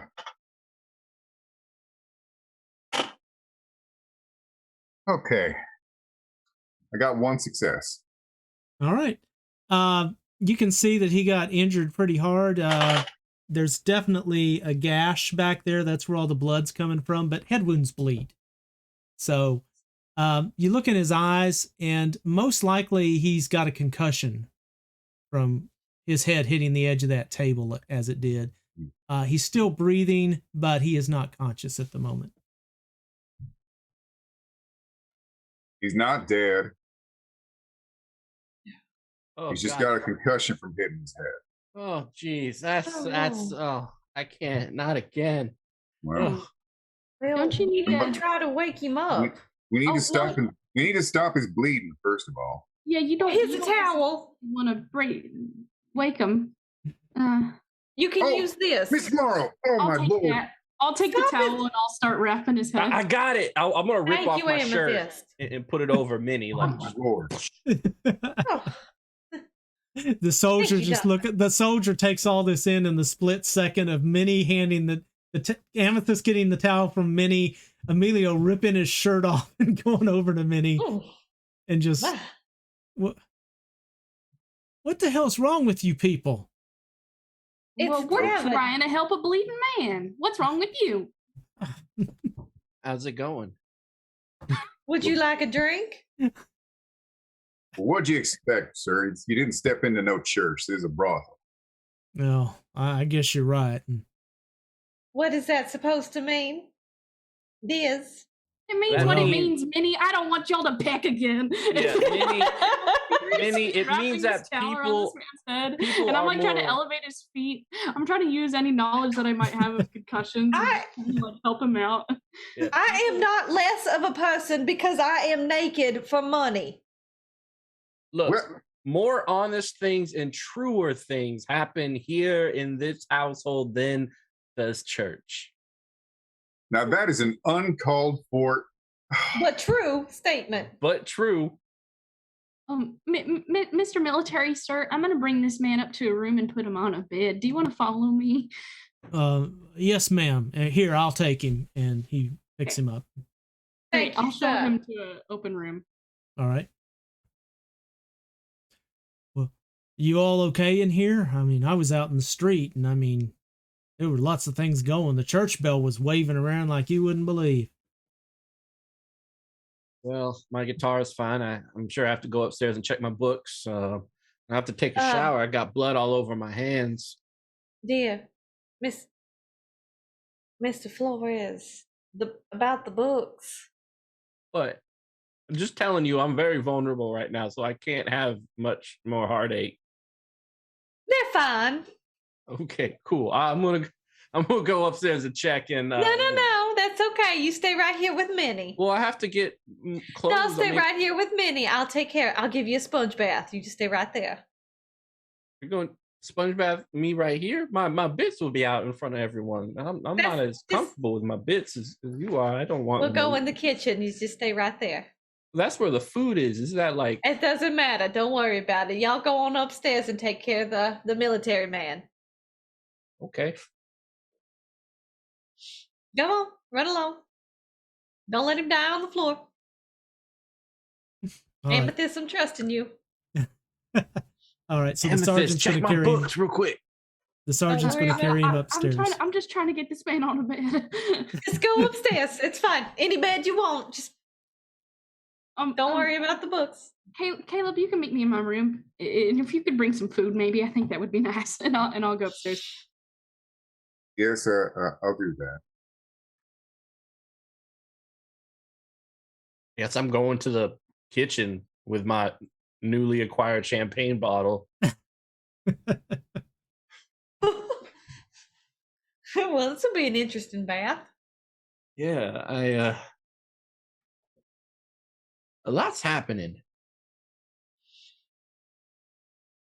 The world almost just shook itself to death. Yes, a lot's happening.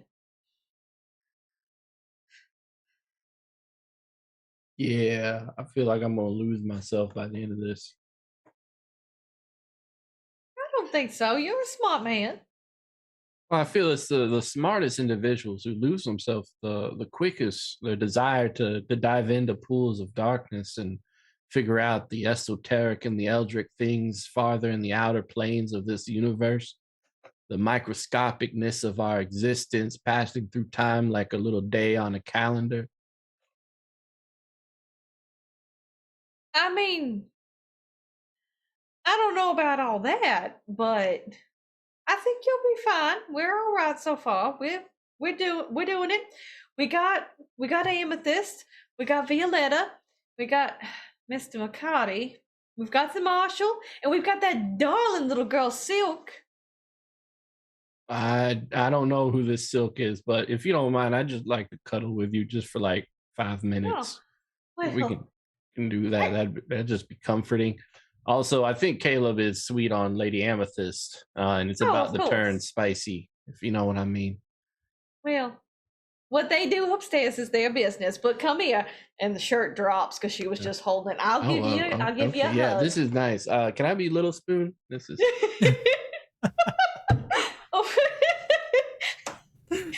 Anything you want, darling. Thank you very much. It's just a lot's happening, and like my stress levels are through the roof. I don't know if I'm like mentally taking care of myself. Let Minnie take care of you, darling. You just she's naked, by the way. You just come here and cuddle. yeah, just like Little Spoon. No, you do have a shirt on. He doesn't. So no, she dropped it. Oh, she dropped it. Okay. I know. I said she dropped it. Okay. There was so much going on. It's hard to keep up with. Where are the clothes? Who knows? All right. On the floor. Yes.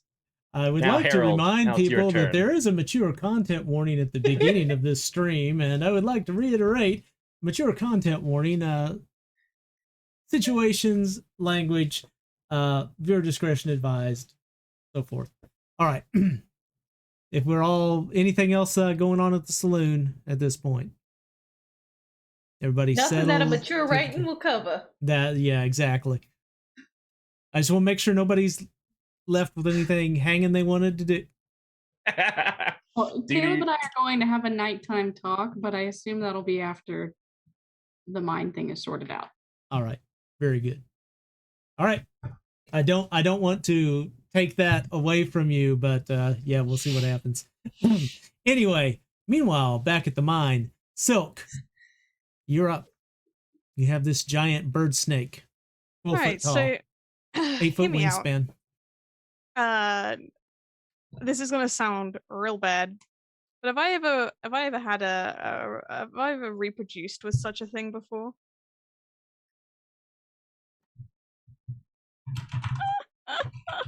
Is that something we should be asking in general? It's something I should be asking. Oh, I will also ask it if it ever comes. Comes up. Good to know. Good to know. Minnie, mute your microphone. All right, Silk. No, you have not. Okay. Do I know of people who have? In that case, I'm going to make you roll for that one. Basically, I'm asking, is this a creature that has some kind of lustful desires that I could do the meme of I roll to seduce the dragon, but of the I think you would instead? have to kind of do some kind of a perception check trying to judge about this creature. And it could be probably a socialize or an empathy. Either one of those would work. And wits, because you're trying to glean something with a gut feeling. So, okay. 1, 2, 3. 3 successes. Well, it's very hard to tell from its physical design where its interests would lie. In other words, you can't tell any type of gender relationship out of it whatsoever. Fine. I'm gonna. You know what I want to do. I want to turn into something. I'm trying to remember if it has to be humanoid. Not according to my rules. May I turn into this thing's wildest desires? Well, you wouldn't necessarily know what its wildest desires are unless you have an ability that would give you that. You have several abilities. Is there one? Well, since you did this check, why don't you look for that? I can look whomever the target most wants to see. That would probably tell you what its desire is then. Yeah. So, okay. What's your roll for that? It is Presence, subterfuge, mantle, and composure plus weird. All right. That is a hell of a lot. Yeah, it is. 1, 2, 3, 4. Presence, subterfuge. I don't, so that's -1. Don't have subterfuge. Mantle. What is my mantle again? I'm so sorry. It should be listed on your page. I don't know the number that's there. I think it's a 2, but I'm not positive. Mantle. My goodness, where is I believe it's on page 2. Sorry about this, folks. Do you want to move on to the I guess it's actually probably important that it's known. Yeah, it's +2. Sorry about that. Sorry. Mantle plus composure, and then weird. Okay. Not as many dice as I actually thought it would be, unfortunately. 1, 2, 3, 4, 5, 6 successes. All right.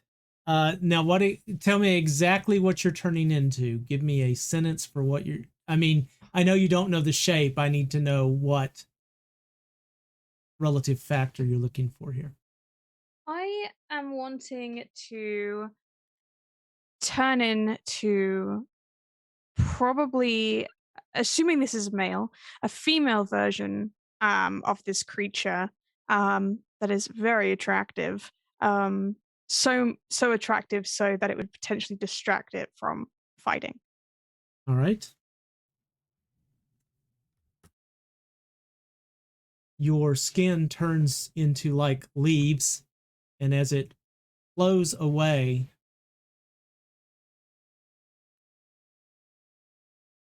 you stand there as yourself.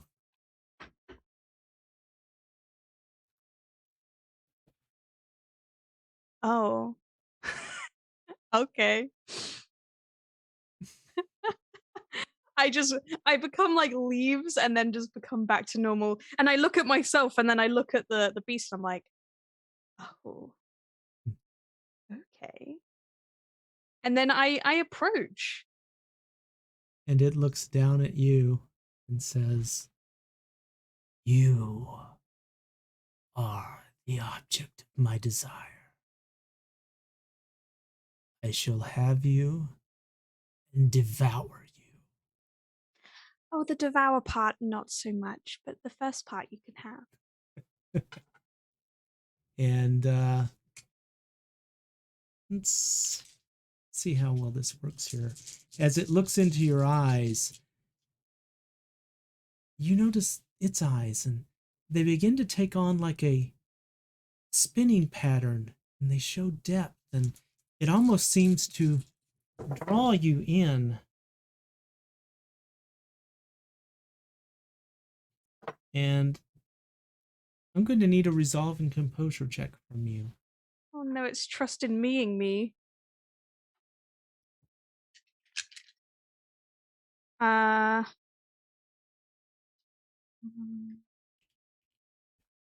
3 successes.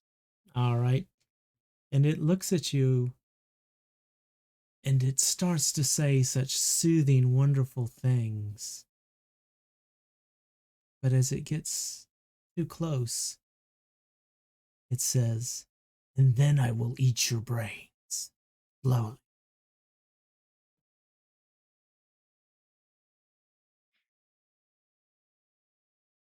We might need to kill this one. And suddenly its eyes look normal again, and it just appears as the hideous beast that it is. But its attention is now fully directed at Silk. It's pretty much forgotten that the rest of you exist. We could have had such fun. Lenny takes his gun and he is going to fire it at the creature. And Lenny's a darn good shot. As Lenny hits it, and the bullet goes in right above the right wing where it joins with the body, and you see as a section of flesh tears out of it. And blood begins to flow from that shoulder. Bull sees this and sees as the creature moves in on Silk and, well, I don't like this. Ma, what should I do, Ma? And he starts stamping his foot on the ground, dragging it back and forth, and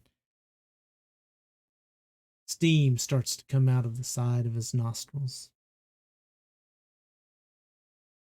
And he leans forward, leans into it, and just charges at the thing with his head down.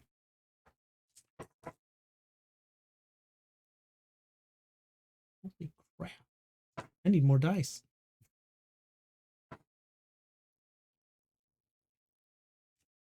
And he hits this thing.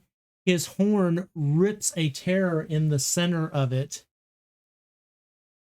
and just mangles one of the wings, and it falls to the ground, and it's moving more like a snake now. Granted, it's a 12-foot long snake with a big beak, but Bull has managed to knock this thing to the ground.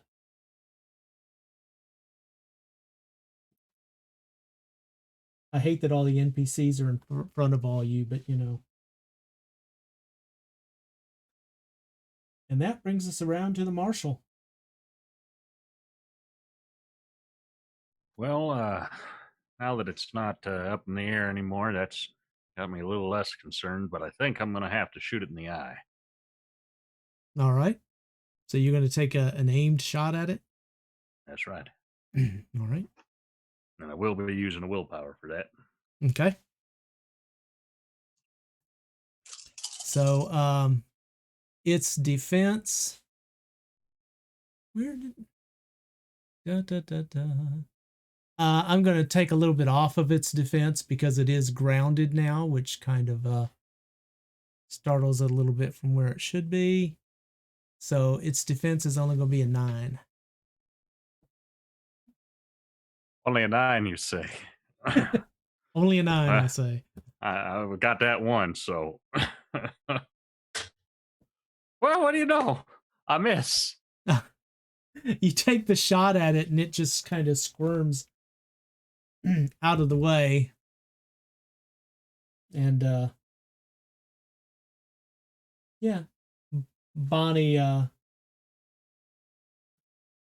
draws her weapon,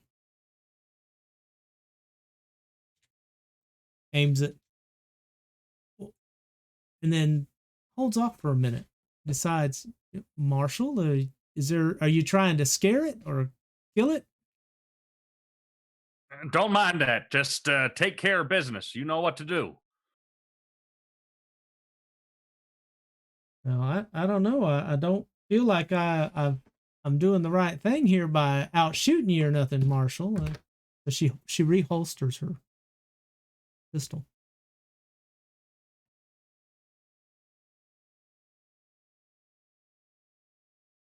And she's just going to step back. Jersey, seeing what Bull did, decides he's going to try and ram the thing as well.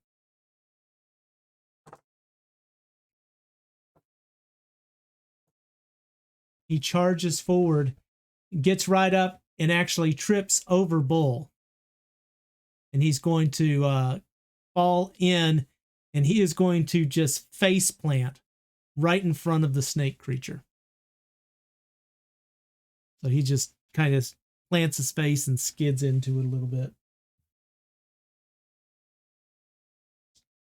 And with that, we're going to come back around to Silk.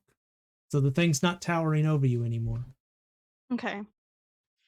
So, unfortunately, I don't actually think I really have anything that does damage. I'm probably just gonna have to. Is anyone looking injured?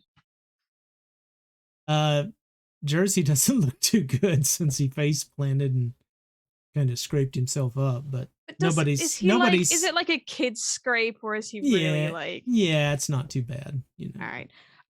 Is it possible for me to back up preferably behind maybe the marshal or someone, and hold my action? Absolutely. All right, I would like to do that. Okay, very good. The Chimera, now seeing Jersey lying on the ground in front of him, decides, maybe he's not interested in the other pursuit right now, and he's going to go back to its original desire. And with that, he reaches forward with a claw, digs it into the back of Jersey, and rips out a section of flesh. And Jersey just howls out in pain as a large section of his back is ripped away. Okay, yeah, at that point, And I'd like to activate my.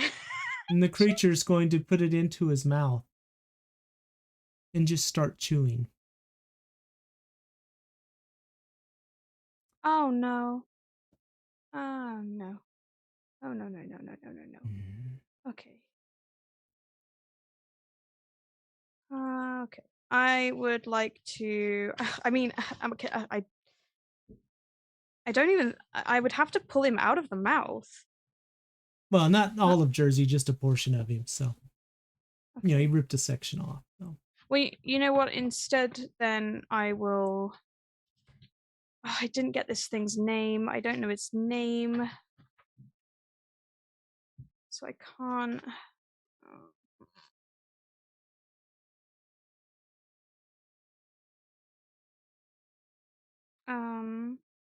I will rush over and can I create an ointment from the dreams and memories of spring flowers? Of course. So I will rush over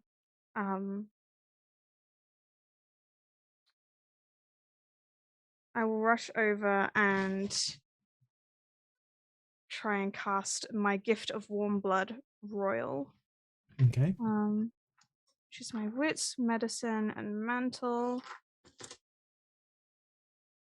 That is 1, 2, 3, 4, 5. That is 5 successes. The downgrades one of the target's runes, each success. Yeah. How many successes did you get? I think it was 5. Holy cow, that's a dramatic success, and considering the amount of wounds that Jersey has. You go over and you do this, and you lay your hands on him, and it is like the skin just grows back, and the flesh and everything underneath just grows back under your hands. Now, it's discolored. It doesn't match the smooth black hair that he had before. It's more of a pale color now, so you can see where the section was pulled out. Sorry, my alarm's going off. Pulled out. But it's grown back. And Jersey quits screaming and hollering the way that he was.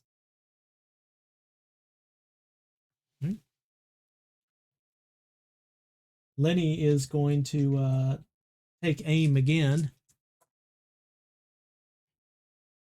And unfortunately, he is going to miss by a wide margin this time as the round goes off on the side, and he just...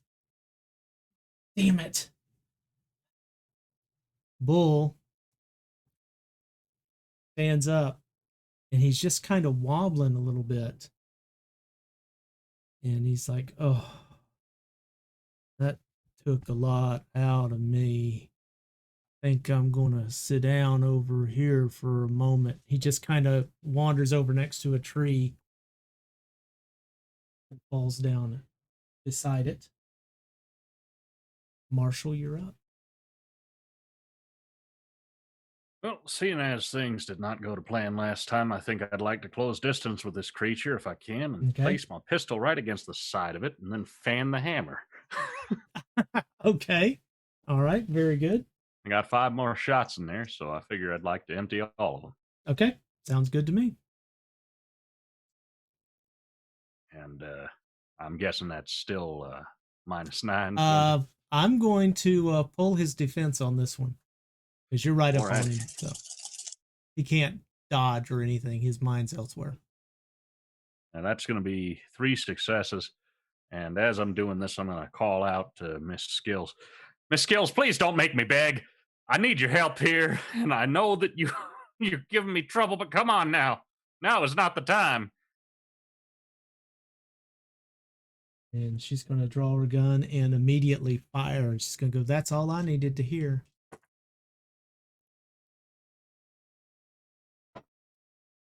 And she hits. And you see as another piece of the wing is just blown off and more blood everywhere. The creature howls out, "You stupid fuckers, I'm going to call the rest of them, you sons of bitches, and you're all going to die."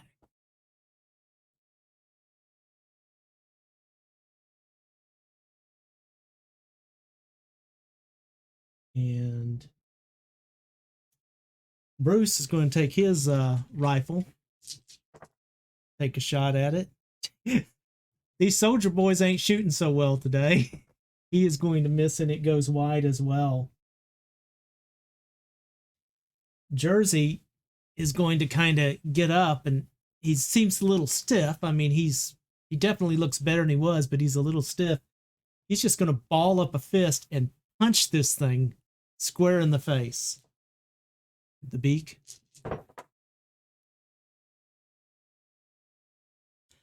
Unfortunately, he goes to punch it and he lands his fist directly in its mouth. And so he's going to get scraped up a little bit, not too bad, but he's like, "Damn it." Silk, you're up. Okay. It still hasn't revealed its name.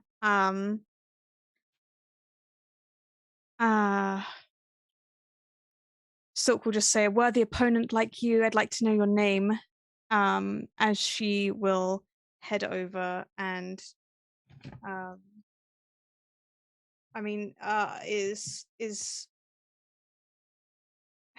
is anyone really worse for wear, or is it? I mean, I know he punched in his mouth, but is it that He's bad of an fine. injury? It's Okay. it's bashing damage. It's nothing. All right. I will ask its name and hold my action in the hope that for some reason it tells me. All right. Interesting. I'm going to see if it does. Let's just see how resistant he is to you and his mood real quick.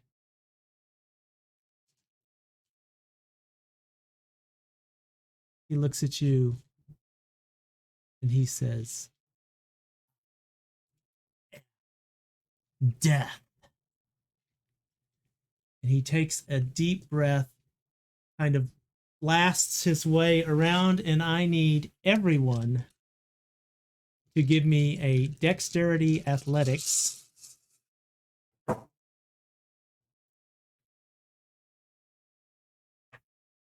Like everyone, or just everyone? Everyone who's there. I'm sorry, Oh, not okay. everyone. Yeah, he's that strong. Damn it, you're in trouble.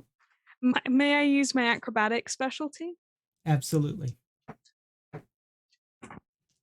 Yeah, he didn't do as good as I thought he would with that many dice. Oh, I Okay. got 0 successes. Oh my god. Okay. No ones, but just no successes. All right.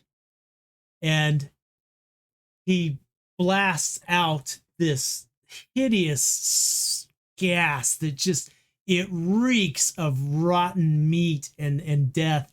And he just covers the entire area of all of you. I've got to roll for Bonnie. Sorry, she's the only one I didn't roll for yet. Holy cow. All of you are hit. You immediately feel this sensation that your lungs are burning from the inside out. And your eyes are watering. Your skin feels like it's on fire. And you're going to take 4 lethal. Everybody.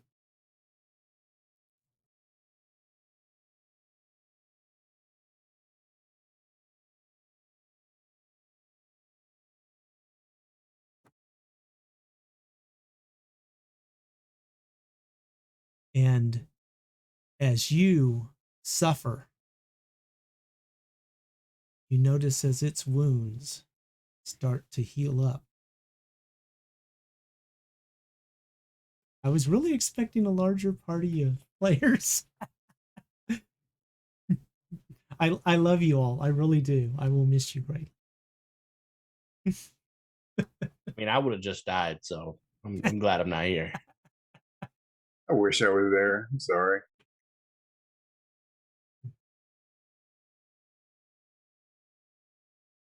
Well, I mean, with my held action,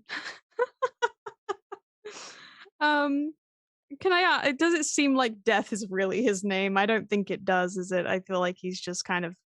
If you would like to make a roll and take your She's not the. action, spending time to determine that, you're welcome to. You know what? She's not honestly the smartest person, so she's just gonna assume he means it. And I'm going to shout death and spit on the ground and try and cast my Prince of Ivy.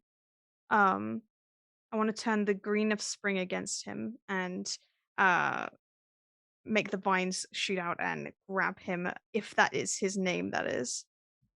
Okay. Go ahead and roll for it. Presence. Ooh, Kitty, not knocking my dice over again. Expression, mantle. I still have one dice missing from your doing that last time, Kitty. Come on now. The dice. Okay. Stealing. 1, 2. Only 2 successes. And that cost me a lot to do. Yeah. Which one was that? That was your Prince of Ivy. Prince of Ivy, correct? Yes, that's when the vines basically will trap and restrain the creature. But I have to say their name and then spit on the ground. Right. All right. See, I'm trying to see if he gets a roll against that. I can have a look for you. See if it says anything in here. The character may make 1 new grapple attempt per turn. Oh, that's for another that's target. You. Yeah. So, it just says I mean, it's instant. It doesn't seem like he actually gets a save. You got successes, so I'm going to say that yes, you have grappled this creature. Okay. So contested grapple rolls for ongoing grapples are reflexive.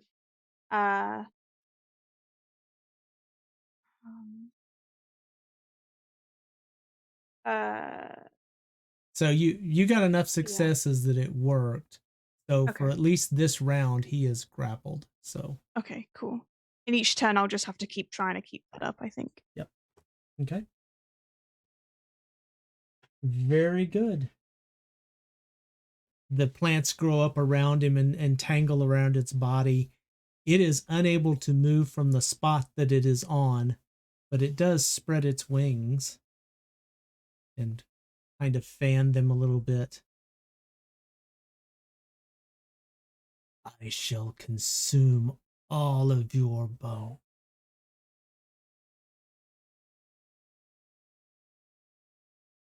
At this point, Lenny, who is coughing out a lung and not doing well at all, drops his gun and kind of falls backwards a couple of steps. And I don't want to die. Bull is going to look up and, all right, I guess we're going to have to do this the hard way. And he cracks his knuckles, falls back, throws a punch. Not too bad. And just hits the thing square on the side of the head. And the only thing that keeps it from moving away are the plants that are holding him in place. His snake body just kind of sways as his head is knocked over to the side.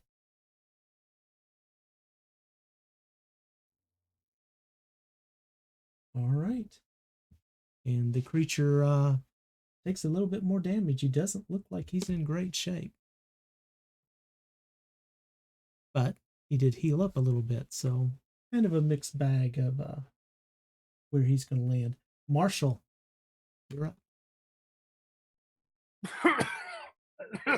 After I get done coughing and I vomit on the side of this thing. I thought you were actually coughing on. You okay? I'm going to say, soldier, pick up that gun and defend your country, damn it. And I'm going to try to fire with the other pistol. All right.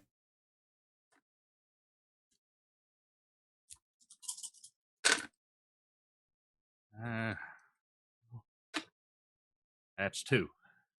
All right. You get they're automatic lethals coming out of your pistol. Do you get any kind of a bonus with your pistols? I can't remember what your abilities are, so I don't want to short you any.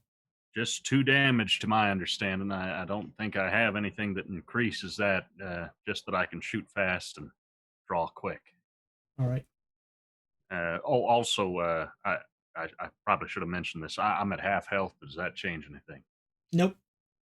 All right. Nope. No. When you're within the last 3 dots of your health, that's when it starts subtracting dice. All right. Well, let him breathe one more time and we'll see. Bonnie is going to let out a long stream of expletives as she again takes a shot with her revolver. Holy, well, good for Bonnie. And she's going to hit this thing, and one shot, but you see as it goes in one eye and out the back of its head. And now it looks pissed.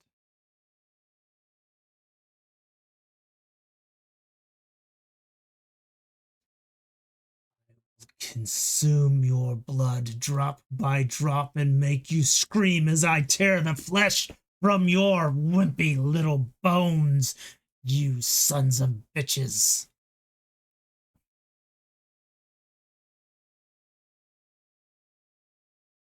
Bruce, let's see how he's holding up to this, because being a mere mortal, these things are a little bit freakier than what he's... I think Lenny and Bruce are afraid at this point. And yeah, I'm afraid they don't have the steel to handle this.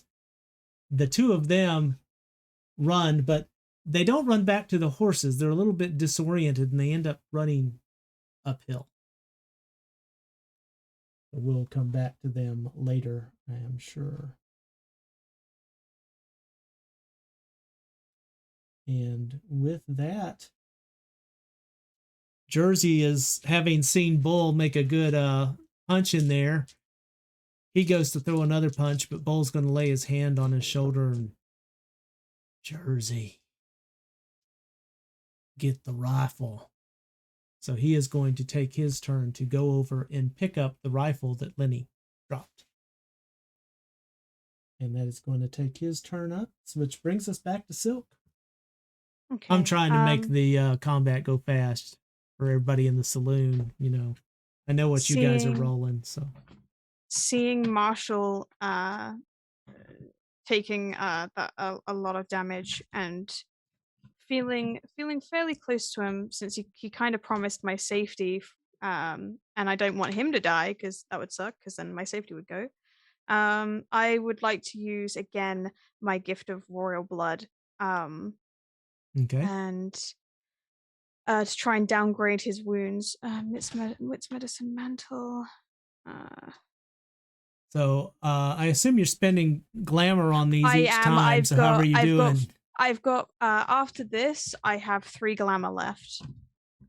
Okay. Remember your loopholes, because I know you haven't played a changeling type character before. Yes, I gave it away.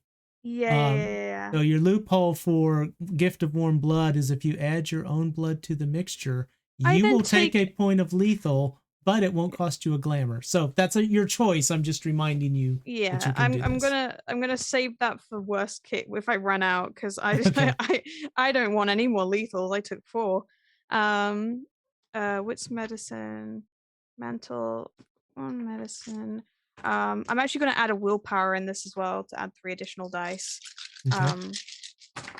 That is 1, 2, so that's 1, 2, 4. That's 4 successes. So that's 4. Your lethals will then be downgraded To bashings. to bashings. Yep. Quite good. Quite good. Oh, but was that an exceptional success? No, that would be 5. Ah, dang it. But hey, it's not bad. So If I let's get to see. exceptional, all bashing goes as well. I was like, oh, that would have been cool. So Marshall, you moved up close to it to shoot, and I believe Bull was the other person who was in close proximity. Yeah. Silk will rush up to you, lay her hand on you, and as you saw similarly to what happened to one of the cowboys earlier, same thing happens to you, of your skin almost like regrowing on itself. As she's doing this, if you look at her hair almost looks like opal. It's almost iridescent as she's doing this, but only for like a split second, and then it goes back to being its normal shade.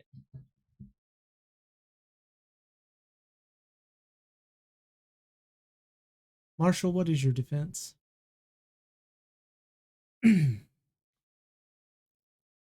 4. All right. Thank you. Claws pop out at the end of the wingtips, come forward and thrash at Bull and hit him and Grappled. do some his body. He's got a long snake body. He can't move away from his place. He's going for the closest targets. So get everybody to move back. Hey, why am I giving you clues? I'm the guy trying to kill you all. So it reaches out and just rips at Bull, causing several wounds to open up on him. And Sheriff, you feel this. It starts off as just a mild kind of a pain, and then it feels like an entire hive of hornets has stung your leg. And just the most excruciating pain. And you are going to take 1 aggravated damage. And the rest of you see as the tail of this creature kind of jabs into the marshal's leg and then withdraws.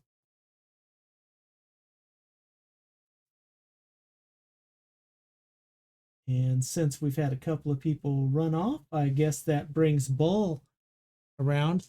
Bull is just bleeding and angry, so he's going to try and take a punch at this creature, but his swing seems to be... His swing is very weakened, and as he punches, it actually spins him around and he falls to the ground. And it's like something's off. His entire balance just isn't right.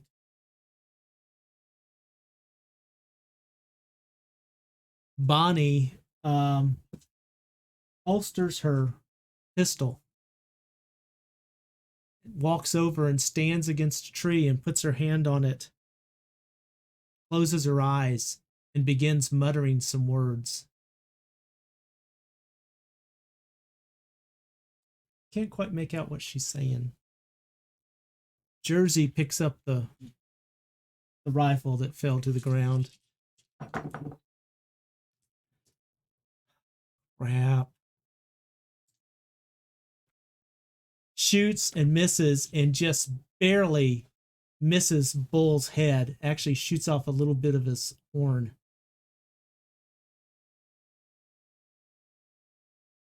Which brings us back to Silk. Right, okay. Hear me out. Loophole.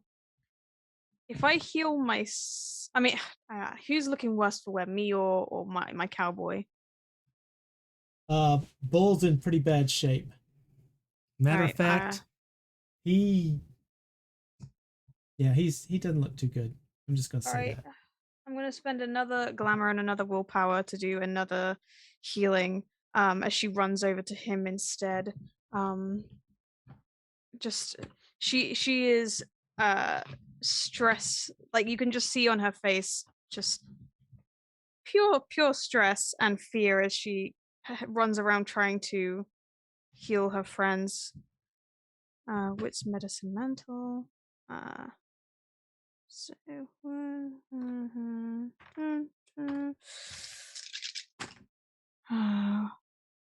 just one success.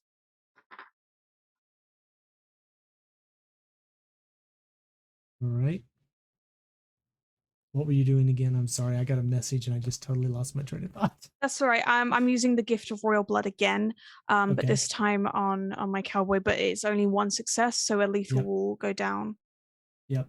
He looks a little bit better, but he is still bleeding and torn and not in the greatest of shape whatsoever. Look, if you need to run off, run off. And I'm going to put you guys on hold for just a moment as we go back to the saloon. And a rider rides up quickly to the door, dismounts almost in a fluid movement, and is at the door and pushes it open, looking around inside. I believe everybody's gone upstairs. He sees the blood on the floor. Captain Miller!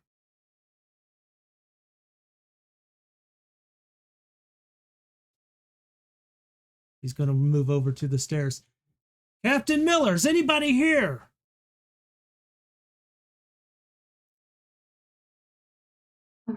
I think someone's here, Caleb. If you'll excuse me just a minute. All right, sure.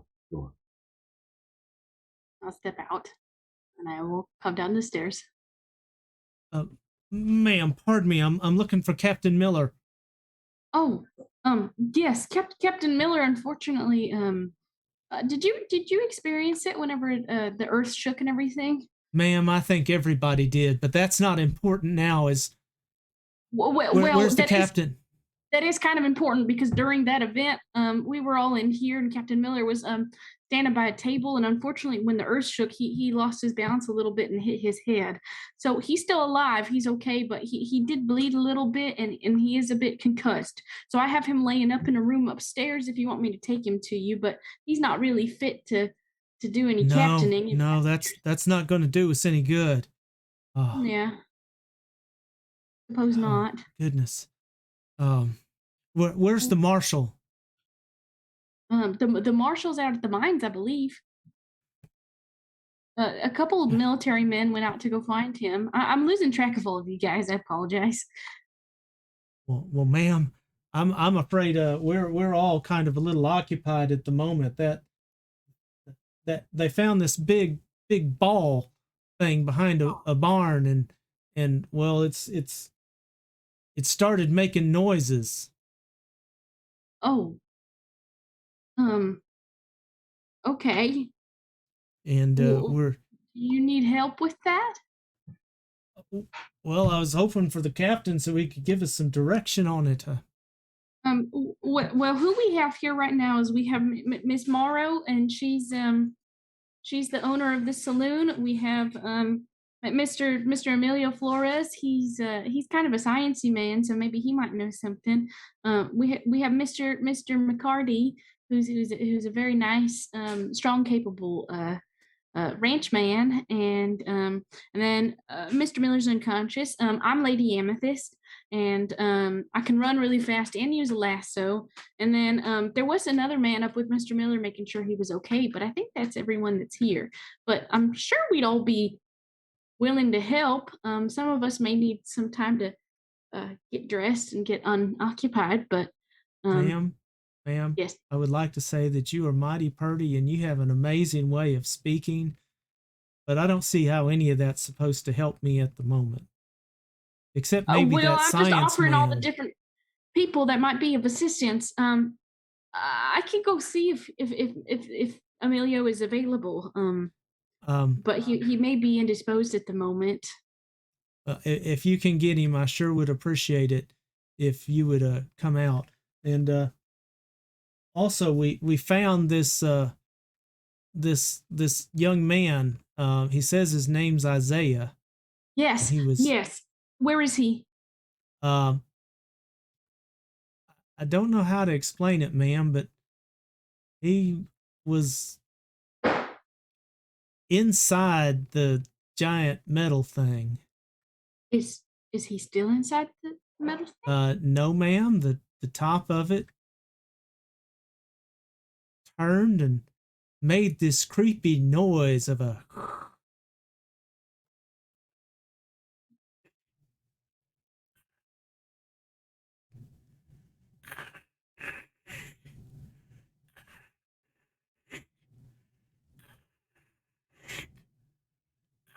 Now, sir, you're really pretty and good at making those sounds and everything, but I don't know how that's going to help me at the moment. Oh, sorry, ma'am. I was just trying to be accurate, and it was quite accurate, I'm sure. And it popped a piece out, and then he climbed out of it, and okay. Did he have anyone else with him? No, ma'am. Oh. But he stood up on the outside of it, and he said, he's wearing some really weird clothes too, kind of this shiny silver stuff. Okay. And well, he stood on the top of it, and he said that oh, hold on, I got the paper here somewhere. And he digs around for a moment. He pulls out the paper. I am the rightful ruler of Earth. You will all kneel down before me. Yeah, that's it. Mm. Well, I think he said a couple of curse words after that, ma'am, but I don't think I should repeat those in here. Did he say anything along the lines of nice tits? Well, no, ma'am. I don't recall him saying that. Okay. Did he say moist? He blushes a little bit. No, ma'am. Okay. Well, don't worry your mind about that. I was just curious. Men and their catchphrases. Yes. Well, his brother is upstairs, so I can go get him, and I can go get the science man, and maybe we could all come and help figure it out and assist you guys in the field. But Mr. Marshall went to go to the mines, and I'm a bit worried about him. I haven't seen him in a while, and with the earth shaking and everything, I just hope they're okay. Do you know if they're okay? I have no idea, ma'am. I believe a couple of men went looking for the marshal, so I assume they're up at the mine protecting them. Oh.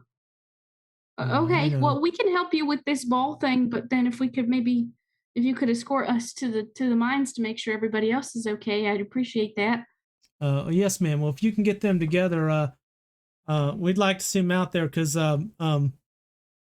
this Isaiah guy,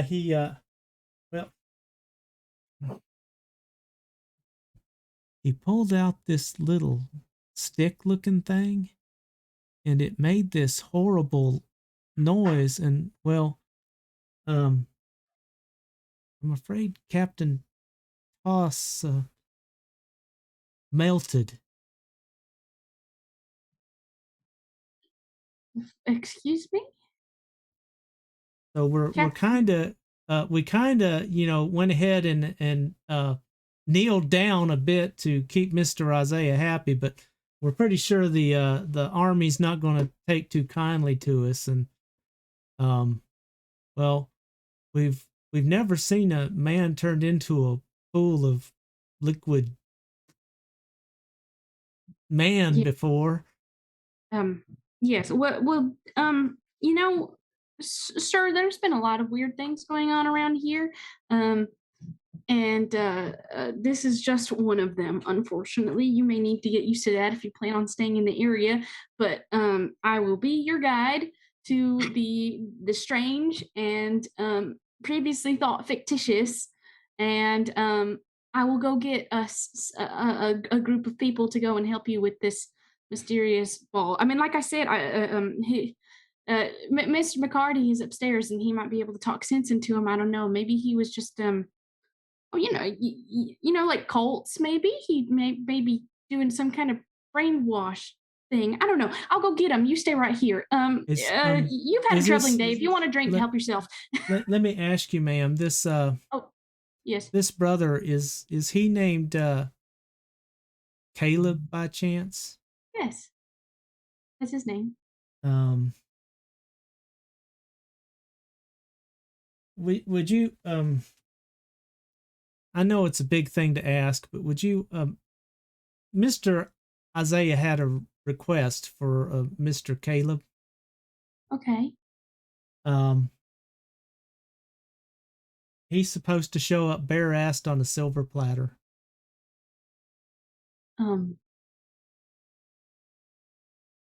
That's going to be a difficult request to fulfill, but I will do what I can to encourage that sentiment. Well, ma'am, if it helps any with the convincing him, Captain Toss was on his horse, and it's bad enough to see a man melted into a pool of liquid man, but when he was mixed with a pool of liquid horse, you can understand. Oh, ma'am, I wet myself. Oh, feel free to change, sir. Yeah. Let me go talk to Mr. McCarty. And then if you need a drink, if you need to go wash, whatever you need to do, I'll gather everyone. Yes, ma'am.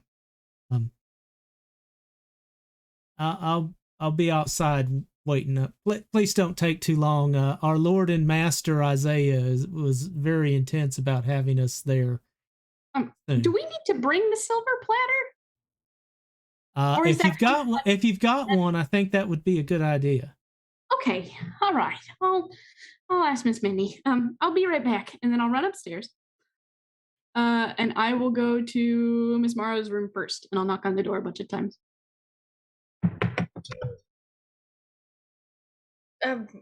Yes. Hello. Hi. I knocked so hard I messed my camera up. Are you naked at the moment? And if you are, could you not be? Yes, and yes. Come on in, darling. I'll tidy up a bit. Okay. I'll walk in.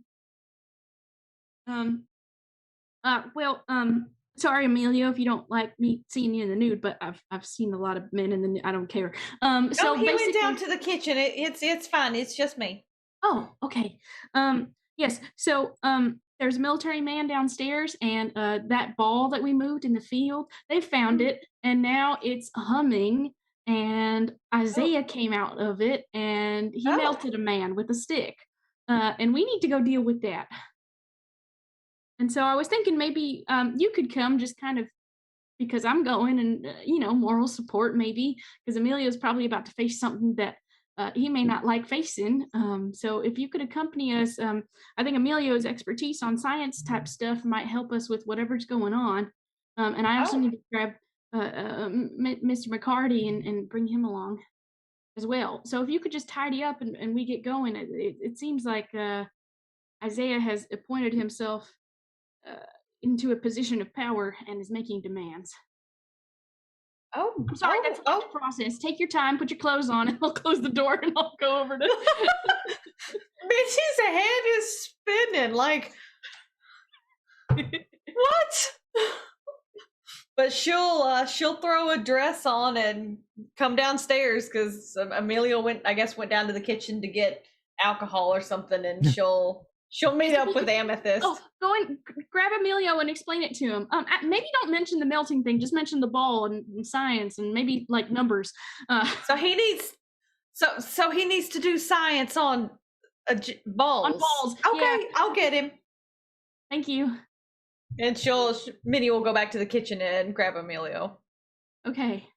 And I'll walk into my room and I'll open the door and I'll close it real tight.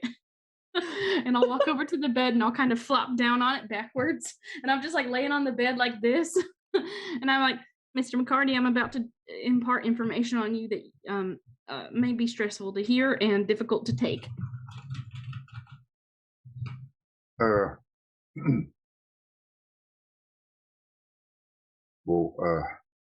who was it? So that's the stressful and hard to take thing. There's a military man downstairs, and he found the ball in the field. Oh no!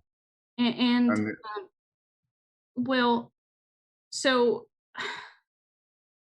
it's basically they found it, and it's okay. They didn't link it to us or anything, but it started making a noise. And what kind of noise? I don't know. He didn't describe that part. I assume some kind of maybe humming or something like that. But then apparently the top part opened, and that did make a noise. He made like a many times. It kind of the top part spun open, and Isaiah was inside of that ball. They found Isaiah. Yes, but hold on. He's different now. Something has happened, and now he's acting like he owns the land. And what is that little punk up to? Well, okay, I understand that maybe in your family, he may be kind of like a punk, maybe, and does some silly things. But this is not no punk silly thing. This is a genuine. He's got a weapon of some kind and is melting people with it. I will go over there and tell him. I'll tell him exactly what I think of his opinion about himself being the ruler of the land. Oh, Mr. McCarty, I don't think that's a good idea. I am his older brother, and he will. I understand that, but the military man said that he made a request of you, and I'm worried that if you don't come kindly and accept the request, that he might melt another person. And what request does he think he can make him? Well, it's a request you're not gonna like, but let me preface one more time. This may be a request that if you fulfill saves a life or many. He wants you to show up bare ass naked on a silver platter. And from what I understand and gathered, the silver platter may be literal, so we do need to bring a platter with us. Now, I think you could probably get naked after you get there. You don't have to walk over there naked. That wasn't really detailed. I don't know what kind of joke this is supposed to be. But I would never joke with you, Mr. McCarty. Oh, I don't mean you, Miss Amethyst. If Isaiah said this, I tell you what. Well, I think I'm maybe going to go have a conversation with him about this. And yes, and I think that's good, but I still think maybe the bare ass naked thing's important to just go with it. I think it's important, but I'm not doing it. Okay. Believe me, it'll come up when I talk to you. Okay, well, we'll see if anybody gets melted then. But yeah, we'll just see.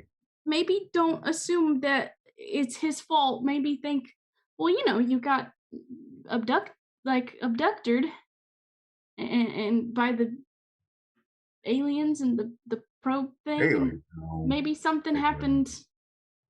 Maybe something like that happened to him too, and that's why he's talking funny. He's not saying the same words that he is, so it's not someone pretending to be him. But, well, I can't tell you what to do, Mr. McCarty. I just don't want anyone to get hurt, and I'm worried that if you're not naked, people are going to get hurt. I appreciate it, Miss Amethyst. But before I resort to getting naked, I think I want to go mince a few words with my brother. Okay. And whatever's got into him, it better get out. We'll see what we can do. I already told Miss Morrow, and she's going to meet us downstairs. But have, I guess we could just head out right now. Yeah, I suppose we I could. know. I'm I sorry. know you Sorry we wanted. couldn't have our talk, but We can have one as soon as things calm down. Maybe. sure. Sorry. I just. I Your apologize. family's more important than any talk that we could have. Well, we'll just talk about that.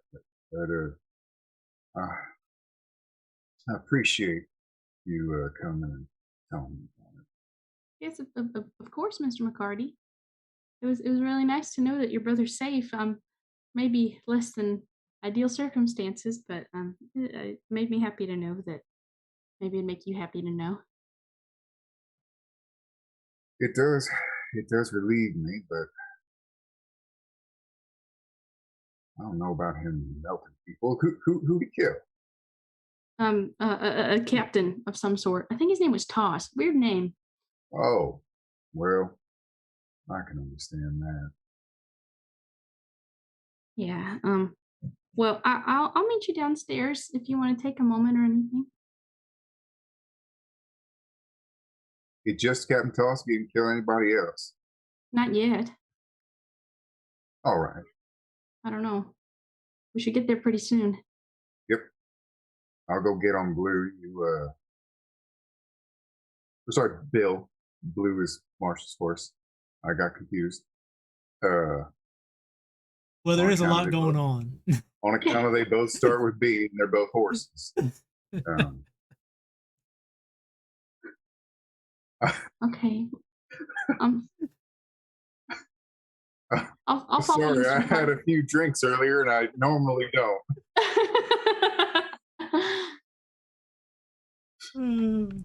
Let's just head over there. Alrighty. So are you going to grab a platter from the kitchen just out of curiosity? Yes, absolutely. As silver as we got. All right. Right. Well, assuming you guys are going to get together and everybody's going to troop over to see what the heck's going on with the giant ball and with Isaiah's newfound giant balls, I think we're going to see what's going on back over at the mine. And we are running a little over time. Everybody okay to do a little bit more? All right, cool. Thank you. So back at the mine, Bonnie's leaning against the tree, saying a few things. And she looks around at everybody and really wasn't planning for it to go this way. And you see as she begins to get cuts and bleeds and blisters, and she starts to cough and hack. And Marshall, what you've got an aggravated? It's gone. Everybody else is going to lose one of the lethals that you've taken. And Bull, several of his wounds heal up. Just to clarify, do you mean we lose the lethal completely, or does it just downgrade? It's gone completely. It is healed. Okay. And Miss Bonnie collapses.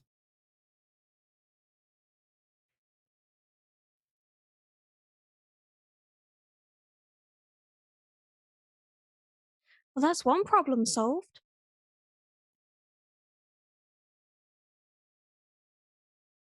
Jersey cocks the rifle, takes another shot.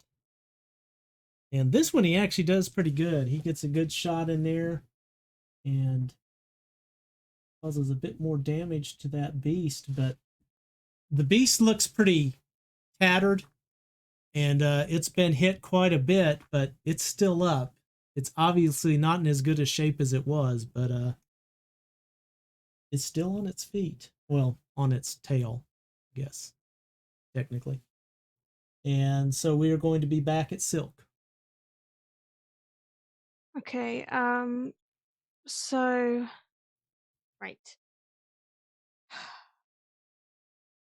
It's still restrained. Yep. Yep, it is still grappled. Does it look like it's even like hurt? I know it healed itself a bit. Like, does it even look like it's anything has happened?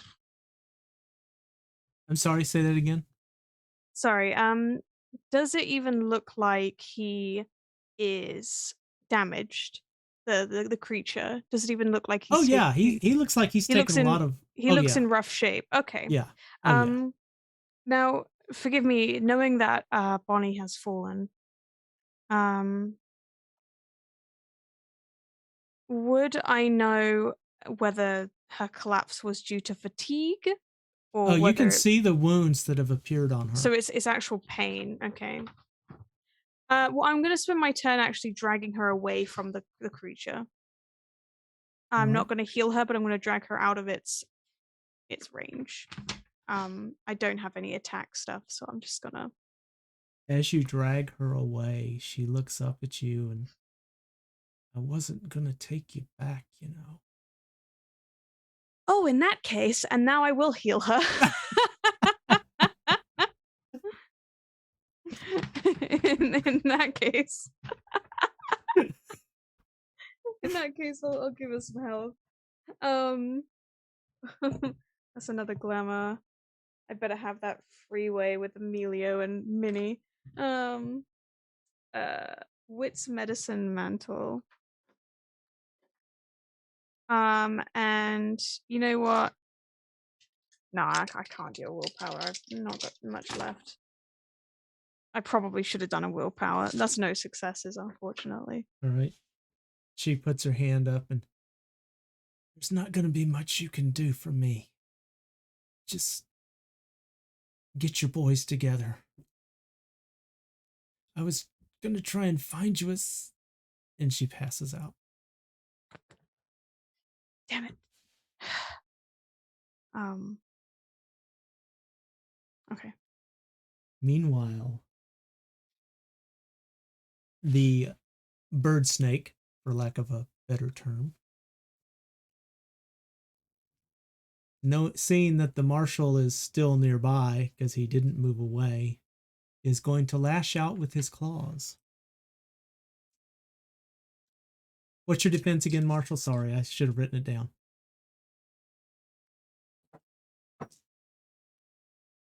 Well, that was a cocked die, so I'm going to roll that one again. So.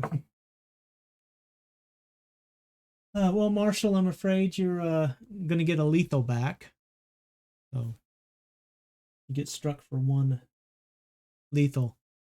But unfortunately, that wound in your leg still throbs in pain, and you're going to take an aggravated damage.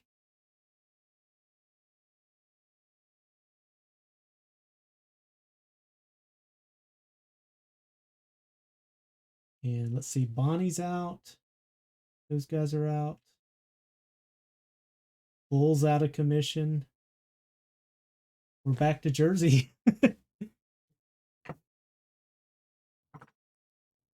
Jersey takes another shot, and he aims this one just perfect and just blows a chunk out of the middle of this thing. It's definitely looking in bad shape, but it's still going. And it turns and you cannot kill death. There is nothing that can defeat me.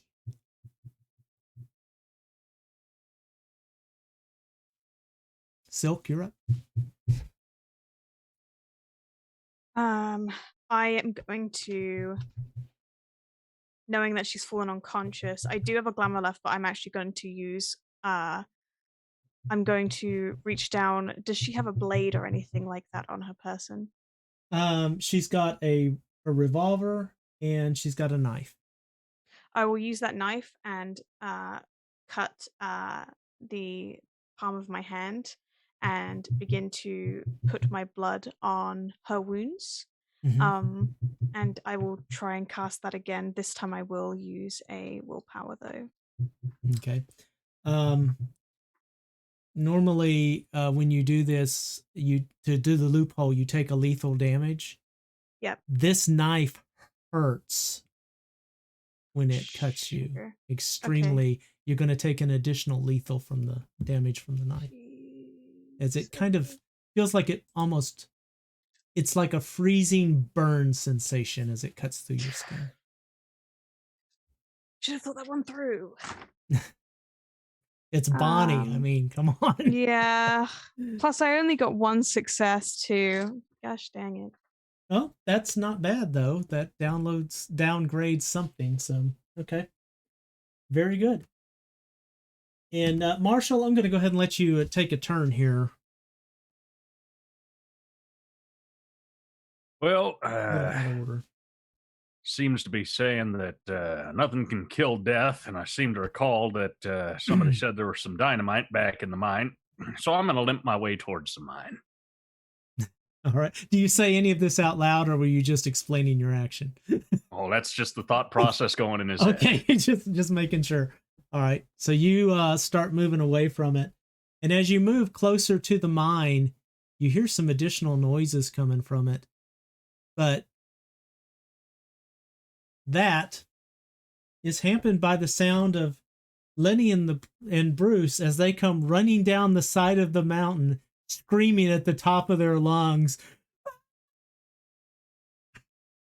They jump off the top of the mine over you, Marshall, hit the ground on the other side, and turn around. And I mean, they're standing right next to this death, and they point up the hill and go, "Holy shit!"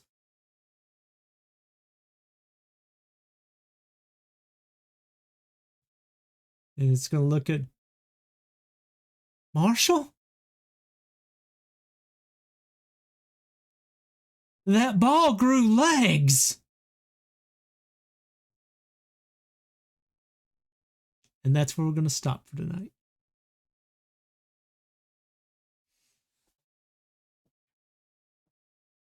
So thank you, everyone, for joining us this evening. Everyone, take a beat for being at the table. Take a beat for RP. So don't forget you got some beats and skills to upgrade your character a little bit from last time. And yeah. All right. Well, I think that's going to do it for this evening. I appreciate everybody showing up. Don't forget about the Squeaks in the Deep Kickstarter out there. Please take a look at that. Please tune in to the other shows that are coming up here on the Twitch Onyx Path channel. And we look forward to seeing you next week. And anybody got any announcements or anything they would like to make? All right. Yes, Marshall. Well, folks, I want to remind you that your mental health is a very important thing. It's easy to lose track of it because, you just get going through your day, and if you don't take the time to take care of it, it can get away from you. Please take care of yourself. Check in on your friends and family. Check in on yourself and make sure that you're doing all right. And if you do find yourself kind of slipping, feel free and talk to somebody. Reach out to somebody. Say your family or your friends, because they'd much rather hear about what's going on in your life than find out about something terrible has happened to you. And folks, there's no shame in asking for help. None at all. We've all needed help at some point in our life, and we'll all need it again at some point as well. Please, if you can't reach out to your friends or family, there's going to be some numbers available for that as well. And there's 24/7. They're going to identify options for you. And believe me, there are always options available. And if you do find yourself in that position, just keep in mind it does change. Things do become different. It's not going to be this way forever. And if you are doing well, please check in on your friends and family. Reach out to them, because you never know. Some people, myself included, don't really like to share about what's going on in their life. sometimes just asking can make the difference. And it might be that they share what's going on with you. It might make a difference for them. And if you don't know what to say to them, which I often don't, just say hello, check in on them. And that might make all the difference in the world. You never know. But please take care of yourselves, take care of your friends and family. Have a wonderful evening, day, afternoon, whatever it is for you. Please be safe and be healthy. Thank you, everybody. We will see you here next week. Take care. Stay healthy.